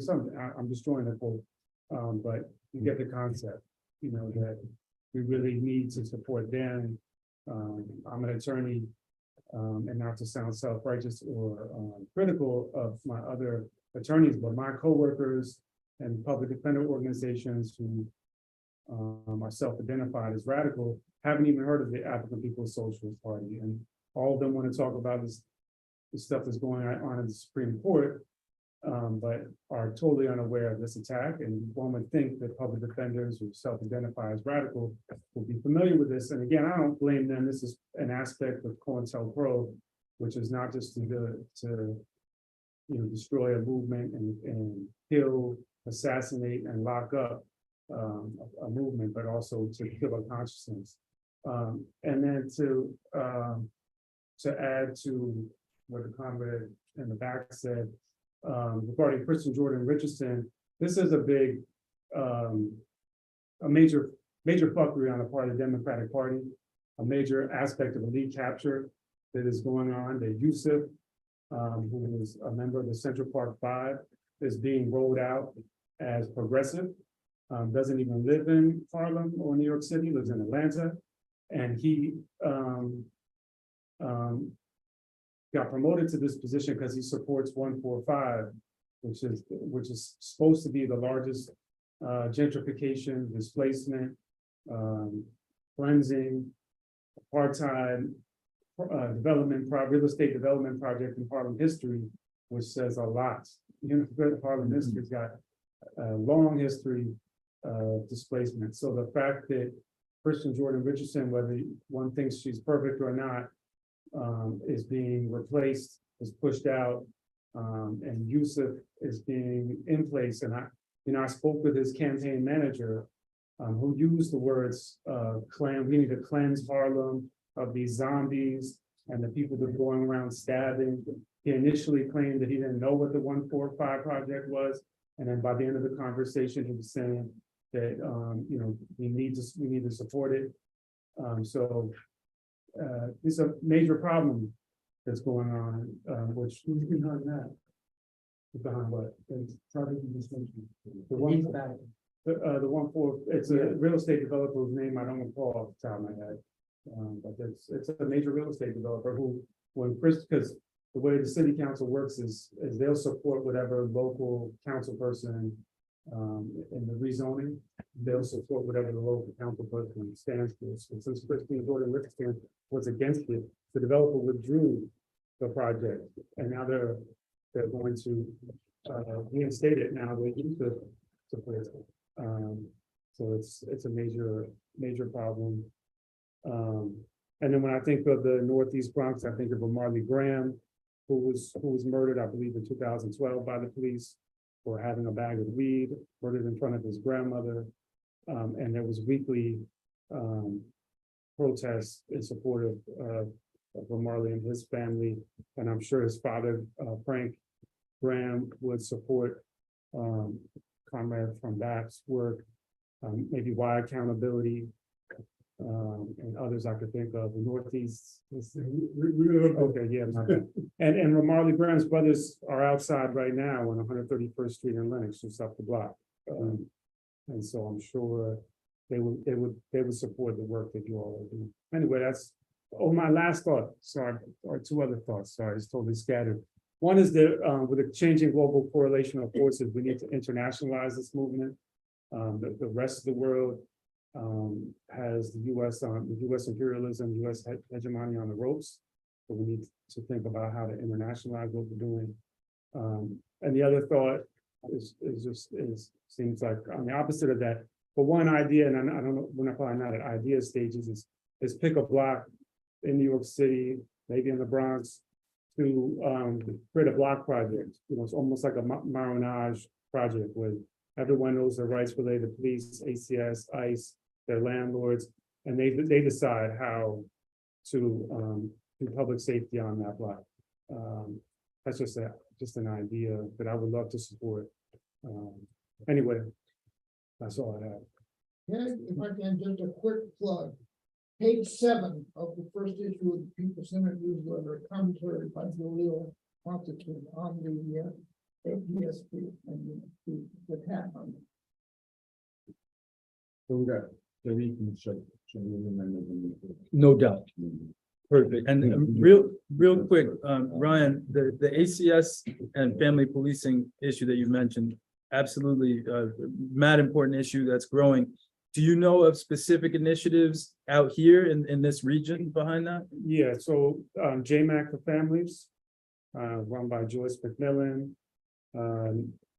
She's probably the most revolutionary in New York City.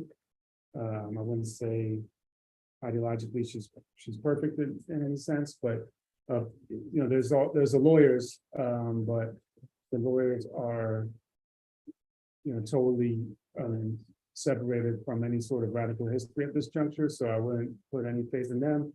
And then in North Carolina, probably the most righteous person in the country, and I know it's not Northeast, but is Amanda Wallace from, and she's connected to African People's Socialist Party. Amanda Wallace from Operation Stop CPS. She's doing really radical work, and she's somewhat connected to Muffin Beasley.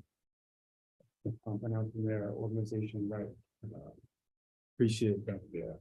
So, Question, regarding the CPS, the family policing. I think it's important, well, I have a statement, I think it's important to include the Department of Education in that system, because remember, that's where they developed the PIN system at. So we have to attach that to the whole situation with CPS. It just can't be a social services alone type of family services agency. It has to be attached to the Department of Education, because that's where PINs was developed, and that's been going on since the 90s. appreciate that. And so, pardon the delay. Yeah, no, exactly. That's what I'm saying. Pardon. I just wanted to concretize that one question. Okay, I think it's one of the central points of being here is political prisoners. And I think that's important because that says that those of us who are here know what we're up against. We know that the government is carrying out genocide against the people. And I just want to say to everyone here that I'm available if you would like for me to come to your organization, to address your organization, to let you know that the government is carrying out genocide against the people, Black people especially, and that they have a plan that they're carrying out. This is just not something that they do today and tomorrow they do something else. They are carrying out genocide. They have a plan for carrying out the genocide. The plan has component parts. I think all of us should be aware of the component parts. So when we say political prisoners, we're talking about persons who are in jail. But how many people know the terror that the guards and the administration inflict on people? They burn people up. How many people know that it's regular for the jail administration to cook people, cook them? How many people know that? That's why so few people here sitting at this table, because the rest of people know the government will take you in there, put you in a cell and cook you. That's why so few people here. But how many people know that this is what's going on in this place in America? So America is really Guatemala under Rios Montt. And so we want to know that political prisoners should be central, because it says that we know what's going on. The Association for Children's Services, I'm aware of that. My friend quit that force because they was taking away the parents who was doing a good job of raising their children. The Association for Children's Service was taking their children away from them and putting their children in an environment where their children can be driven insane and become a regular American, an insane person. So the matter of a museum, that's very good. Yes. In Cape Town, South Africa, they have a museum. The museum is built in Coney Island type situation, so that when you see the pictures on the wall of them hanging one of the comrades, when you look out the window next to it, you see the bump cars. And that's done, that's a training by association. And that's a public thing. How many people in South Africa are protesting that museum exists in Coney Island? Do they know what's going on? It's a private museum. It's a training thing, but it's a training thing to train people to have less of an appreciation for Black lives. But how many people know that? So that's what I'm making myself available to come to you, to talk to you about that. And so we want to know that they use, that's one thing. Matter of fact, I saw a picture of Long Walk to Freedom, Nelson Mandela. They showed the massacre, then they showed a comedy show. They switched to a commercial, people laughing. That's a training thing, going right in our faces. How many people know that?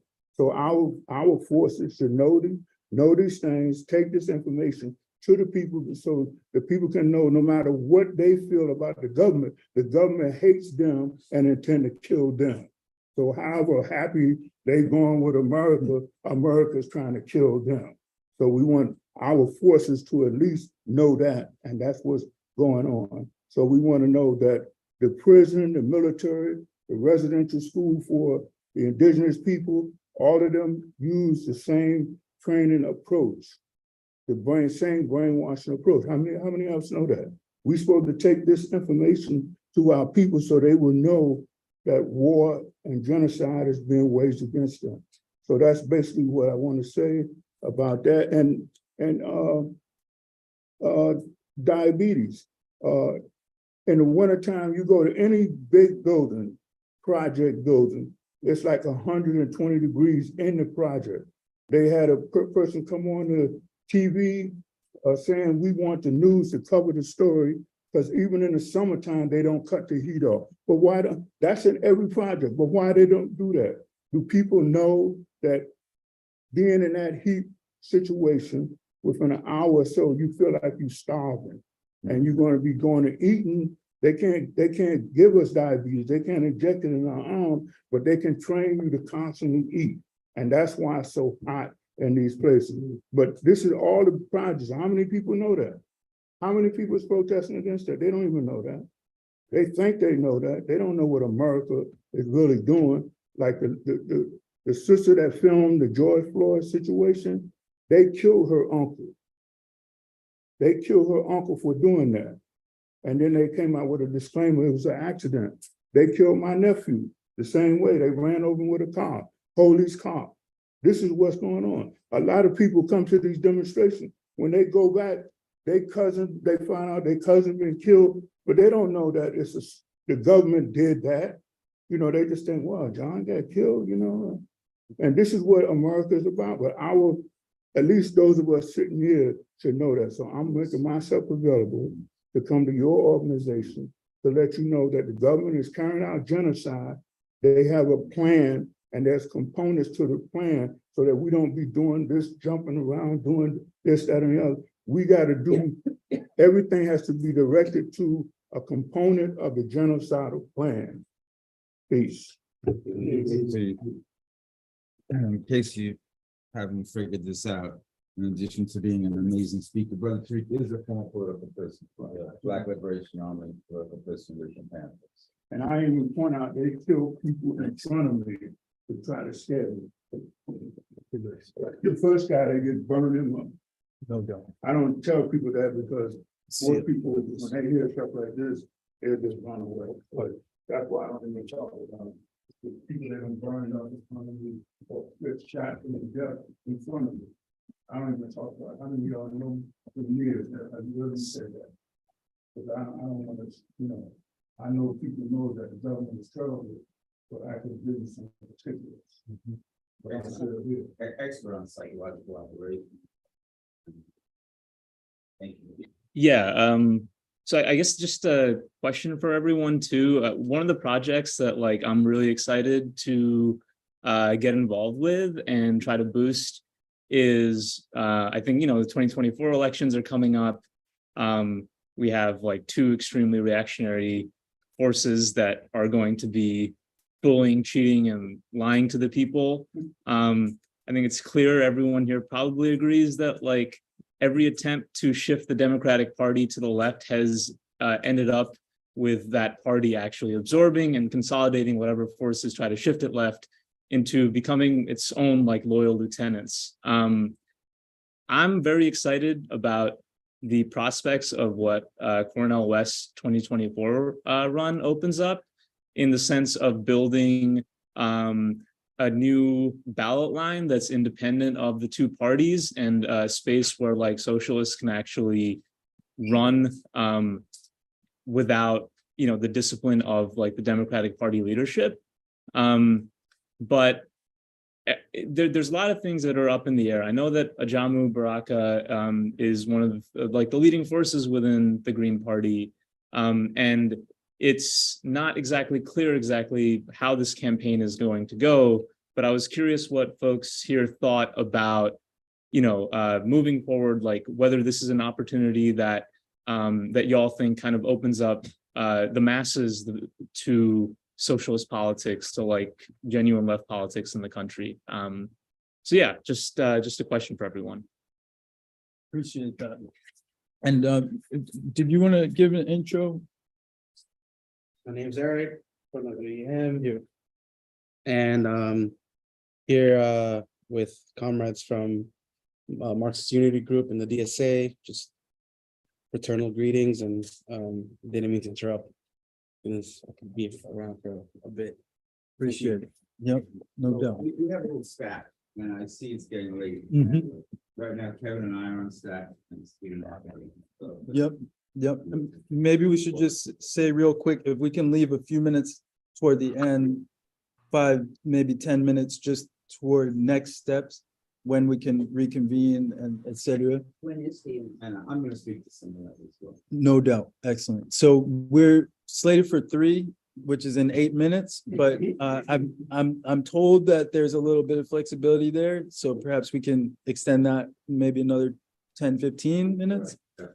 That would be ideal. So I'll make sure to check with the space on that. But if that works for everyone, we could close out around 3:15. Yours next? Yeah, no, it's gonna be brief. It was really trying to make the connections within the Bronx, because we have like a few, it seems like a lot of Bronx heads in here, but except obviously, and not got, we got some over here. But right, so I'm also a filmmaker as well. I'm a screenwriter first, and I developed filmmaking since I've been home, because I know I had to just figure out the whole aspect of the whole industry. And with these ideas, right, the Bronx movement work that y'all doing out there, the rap album, the benefit concert, I'm always, with everything I do in the movement, is always looking to like visualize it real fast. Frederick Douglass, spoke about why he never smiled in pictures, because he wanted to change the idea of how the enslaved person was looked. And that was back then, right? We know the errors. And I always, when I read that on the inside, I thought, how do I correlate that to nowadays? And that correlation was film. Let's change the ideas of the people through film. That's what I think he would do if he was in this generation. He was the most photographed person. So I think he'd be Denzel Washington type shit or something. So I'm like, we could do that.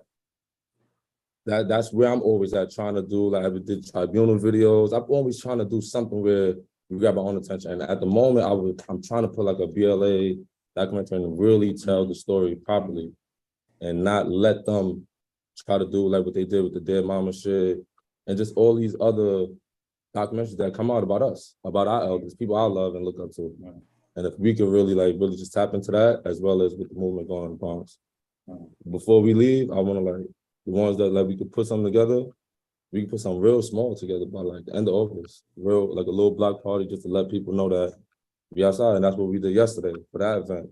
It was something real small, just to let people know culture is important, as well as the political discussions. And we're a community.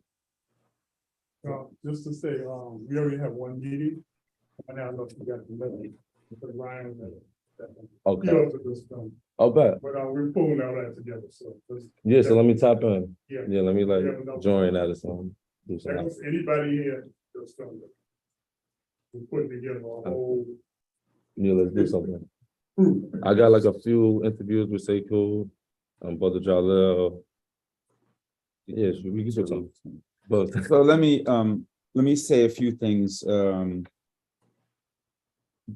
by way of reaction to a bunch of what folks said. And I basically want to try to say three things, quickly. One is in reaction to some of the questions asked, and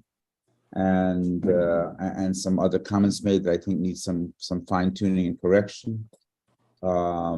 Another is in relation to some of what my local collective might throw in.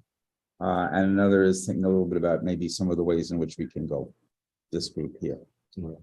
Some of you who didn't get here when we did the first go around may or may not know my main work as a coordinating committee member of the Spirit of Mandela Coalition with Brother Tag. But my main area within the coordinating committee is international work. We're a highly international group, have been since the founding.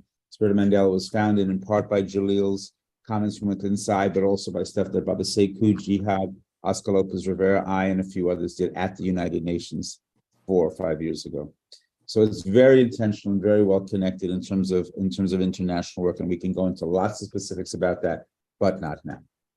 And that's not mainly the work of this group. Just know that that international connection has already been made on many, many levels, including a major May 19th presentation that Jihad and Luis Rosa did in Trinidad, a recent trip that Brother Jalil did to Venezuela, and I'm never in the United States at all. Some of you know.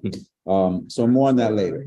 Yeah. You can find me on YouTube, not in New York, not New York. Another thing you said that I want to comment on, and also relate to some of the questions from Jack and Shubu. We will intentionally never be, if we do our work right as People's Senate, Building for People's Senate, a Spirit of Mandela, we will never be ideologically unified. We are by definition a coalition of diverse ideologies. Around this circle here, we have at least 2 or 3 different versions of socialist, Marxist, communist, and at least one person who's a self-avowed anarchist. That's correct. We love that. And we have some people who won't subscribe to any of those isms, but will have something else. Will be their own mix and mash. This is 2023, right? We are not following a given line in this coalition. Not that that's the wrong thing to do, just that that's not this space. This space is a coalition space. People's Senate is a united front building space. So, similar to that, there will not be one. I doubt there'll be 2, maybe not even 3 different opinions on Cornell. Now, Brother Cornell has come out in favor of many of our prisoners at many times. Some of you know I write and edit a lot of books. He's blurred beautifully 2 of my books. It's all fine, it's all good. But we're not going to come to agreement on what we think about him running for office. We're not going to come to agreement about how we're going to approach the elections. Some people say, don't vote, it only encourages them. Some people work inside for a third party. Some people vote Democrat. It's just going to be across the board. We'll have interesting discussions in this group, but this group will not be about making a decision, a definitive line, an ideological position on that question. That's not what this group is intended for. Now, I want to say a little something about my collective, because I also said at the beginning, part of my work as an international liaison within the Spirit of Mandela Coalition Coordinating Committee is I'm not doing Northeast work. I happen to be here today because I happen to be in New York this weekend. And because my local collective, my local affinity group, 30 plus years old, Resistance in Brooklyn, asked me to come for them. We have made a decision that we're going to come into this work with some cadre beginning the next meeting. So you'll be seeing other people, not me, in that. But I hear, I'm a born and raised Brooklyn boy. I go to the Bronx occasionally. I go to the Bronx occasionally, but I go to Africa more often. Once every Anyway, 20 years. And so well, when invited, special invitation. But the fact is, just knowing what I know, as someone who's lived and raised, several generations, Brooklyn, is some of the exciting stuff that my collective and I'm still involved with. When I, just hearing all of what I've heard for the last hour, amazing. So I know, for example, people talk about some of this local cooperation building stuff. Resistance in Brooklyn was part of and close to the War Resisters League and those movements. And through that, a certain type of war tax resistance and radical anti-militarism. And one of their former staff persons, one of our comrades, is the current coordinator of Cooperative Economics Alliance of New York. That's Ali Issa. And Ali, as an Iraqi American, is also deeply involved in the Middle Eastern communities in the greater New York area, and also involved with some of the anti-Islamophobia and Muslim hate. So that's another sector of work that could be brought in terms of cooperative work building.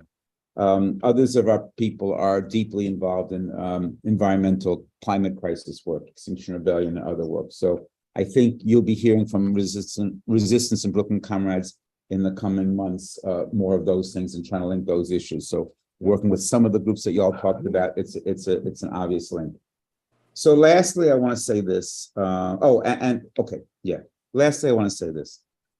As someone who doesn't do New York work and is not going to do Northeast work, but has some sense of this, I am unbelievably excited by this last hour. I can barely say how excited. And I'm not just excited because there may be a project or a small idea. There's definitely not going to be a single block. That would in some ways be counterproductive, although having a model block at some point might be.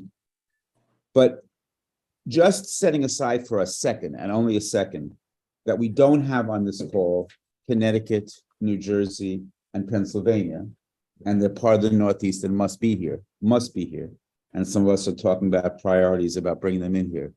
And even, you should pardon us, not thinking about upstate New York, Buffalo, Rochester, where we have representatives, Kathleen and Jaleel, or, for a born and raised New York, upstate is anything north of Poughkeepsie. So just not talking about upstate New York, just talking about what we've got here. It seems to me, before we go into the newsletter, or before we go into figuring out one thing or another, and before, as we go into thinking about the next meeting, because that's where we're at. What we did here today, I think what we did here today is we heard, and Tag and Steve, I took a few notes too. We have notes.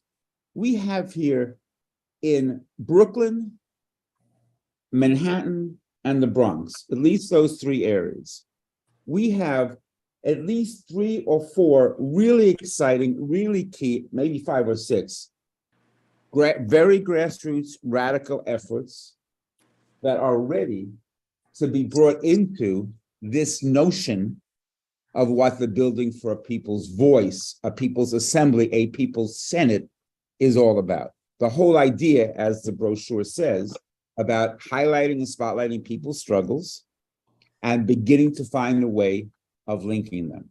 So it's not about extinguishing or even collapsing into one single thing, anyone's work. It's about, oh my God, I want to go to the Bronx to visit this brother's community center. It's about, oh my God, I want to see this museum thing. I want us to learn from each other. We need to learn from each other in the Northeast, in the New York City area. I've been doing this a long time. I know many people at this table. I haven't heard half of what I heard around this circle about things going on right now. It is so exciting. And it is the moment for us to deepen learning together. And if there's offshoot, hey, we already got this project going on with the filmmakers. Okay, then that's it. Then it just goes into that. Hey, we already got political prisoner work. Okay, let's go into that. We got that. We got several organizations doing political prisoner work. We're going to build them. But it's about building a space. And that's what the next meeting should be about, in my humble opinion. It's about building a space to now fine-tuning. We picked 3 or 4 of these projects that are now at the table, that have come to the table now, and fine-tuning how we're going to network. Just in the New York City area. We'll bring in New Jersey and Connecticut in a minute. And that is building the People's Senate. That is building towards, there may be one day a big national, international meeting of people from 50 states. And, you know, we don't have United States. We have an empire. We have a prison house of nations. We may have that. We're building towards that. That's a thing. But right now, regionally, and in New York City, that means locally, and it means the most COINTELPRO, confusing, split apart, local, that local could mean. But locally, it's like, oh my God, we have grassroots, not elders, not just people with very gray hair. We have grassroots Manhattan, Bronx, and Brooklyn projects in the House that we can talk about in more detail next meeting, not just as a go around, to figure out how we're going to be with one another, to listen to more deeply one another's voices, diverse ideologies, strategies and tactics. Oh my. And just to say, lastly, part of also got me so excited in this weekend, and I wasn't part of constructing it. Again, I sort of helped host yesterday Resistance in Brooklyn, but no way a part of constructing it, is that the fundraising yesterday wasn't going for our old political prisoners. They weren't denied, but it was going for this group that Tag's been talking about here, of these 8 new political prisoners. Because at this moment, we're going to be having new political prisoners. Because we know that repression breeds resistance, and resistance means political prisoners. So it's old and new. It's old and new, building together. Right on. I don't know who's next. I think Steve, right? So, Matt said enough. I just want to underline, on the question of elections. And I mentioned at the start, I wear the Green Party hat in my other life, but that's my other life. When I'm wearing my People's Senate hat, I say to myself, the goal of this project is to unite everyone who will oppose the genocide against Black, Brown, and Indigenous communities. We are going to have a myriad of opinions about what to do in the 2024 elections. So we're just going to have to let that be. And as a People's Senate, and Shubha and I have had some conversations about the Green Party. We can have more. Anybody else who's interested can talk to me about it. But this is, as Matt said, this is not the space for it. Okay. Well, right next, we probably have to wrap this up, right?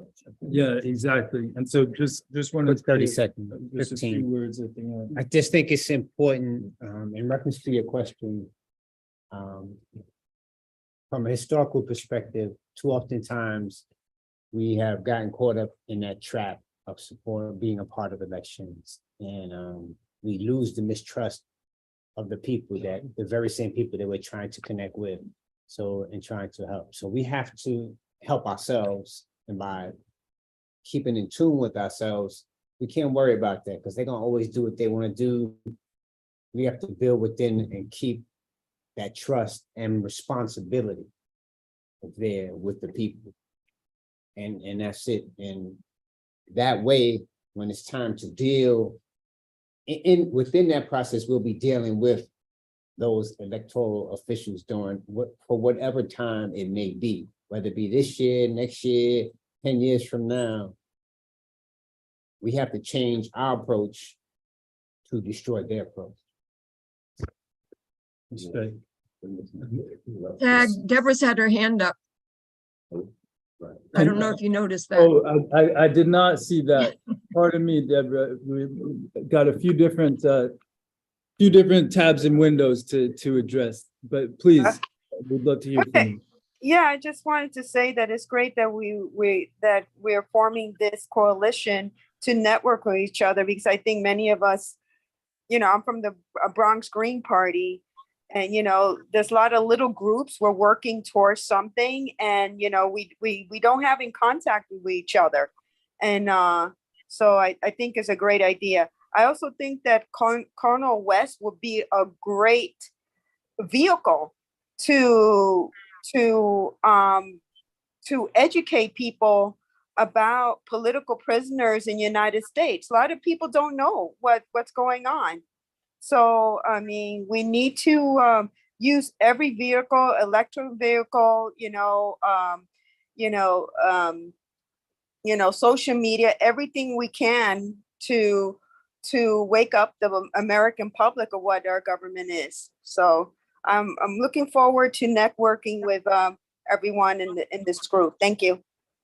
Thank you. And that's precisely what we're looking to do. So thank you for just zeroing in on that focal point of getting us to be aware of one another, what our struggles are, and so that we can coordinate that much better. So I just put into the chat, and I want to raise up something that Siste Kui dropped earlier in the chat, which is this question. So coming full circle, ideally all of us here have signed the sign-in sheet. Ideally, we've had a chance to start to review some of the recruitment material. Siste Kui asked in the chat, are the folk gathered there joining the People's Senate?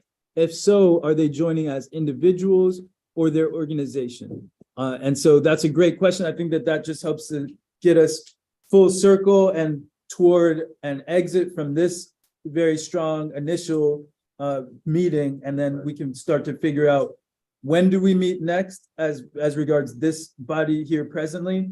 That's right. And so a couple of things on that. So what Siste Kui just asked, if anyone is signing up as an individual or as an organization, maybe we can just make that known so that we can, build from there. We're gonna have to go public.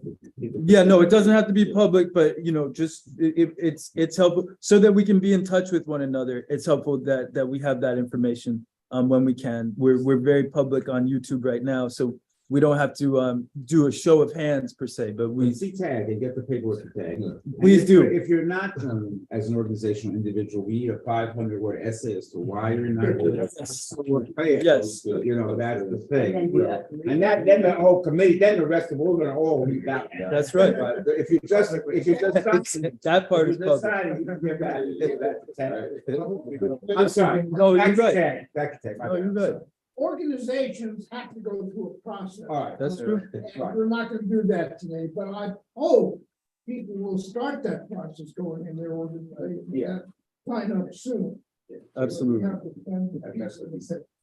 Tag back to you. No doubt. And no, all of that is accurate, including the public shaming for those that write the essays about why they're not joining up. But then, so the principles of unity, we all here presently have access to that. It was up on the Zoom. We'll send it out to everyone that we sent the Zoom link to. But if there's anyone who did not receive the Zoom link, please put your email in the chat so we can make sure the principles of unity get to you. This way we can find out who would like to be a part of the next meeting, make sure that you do approve and align with the principles of unity. So then by next meeting, we'll all be on the same page in that regard.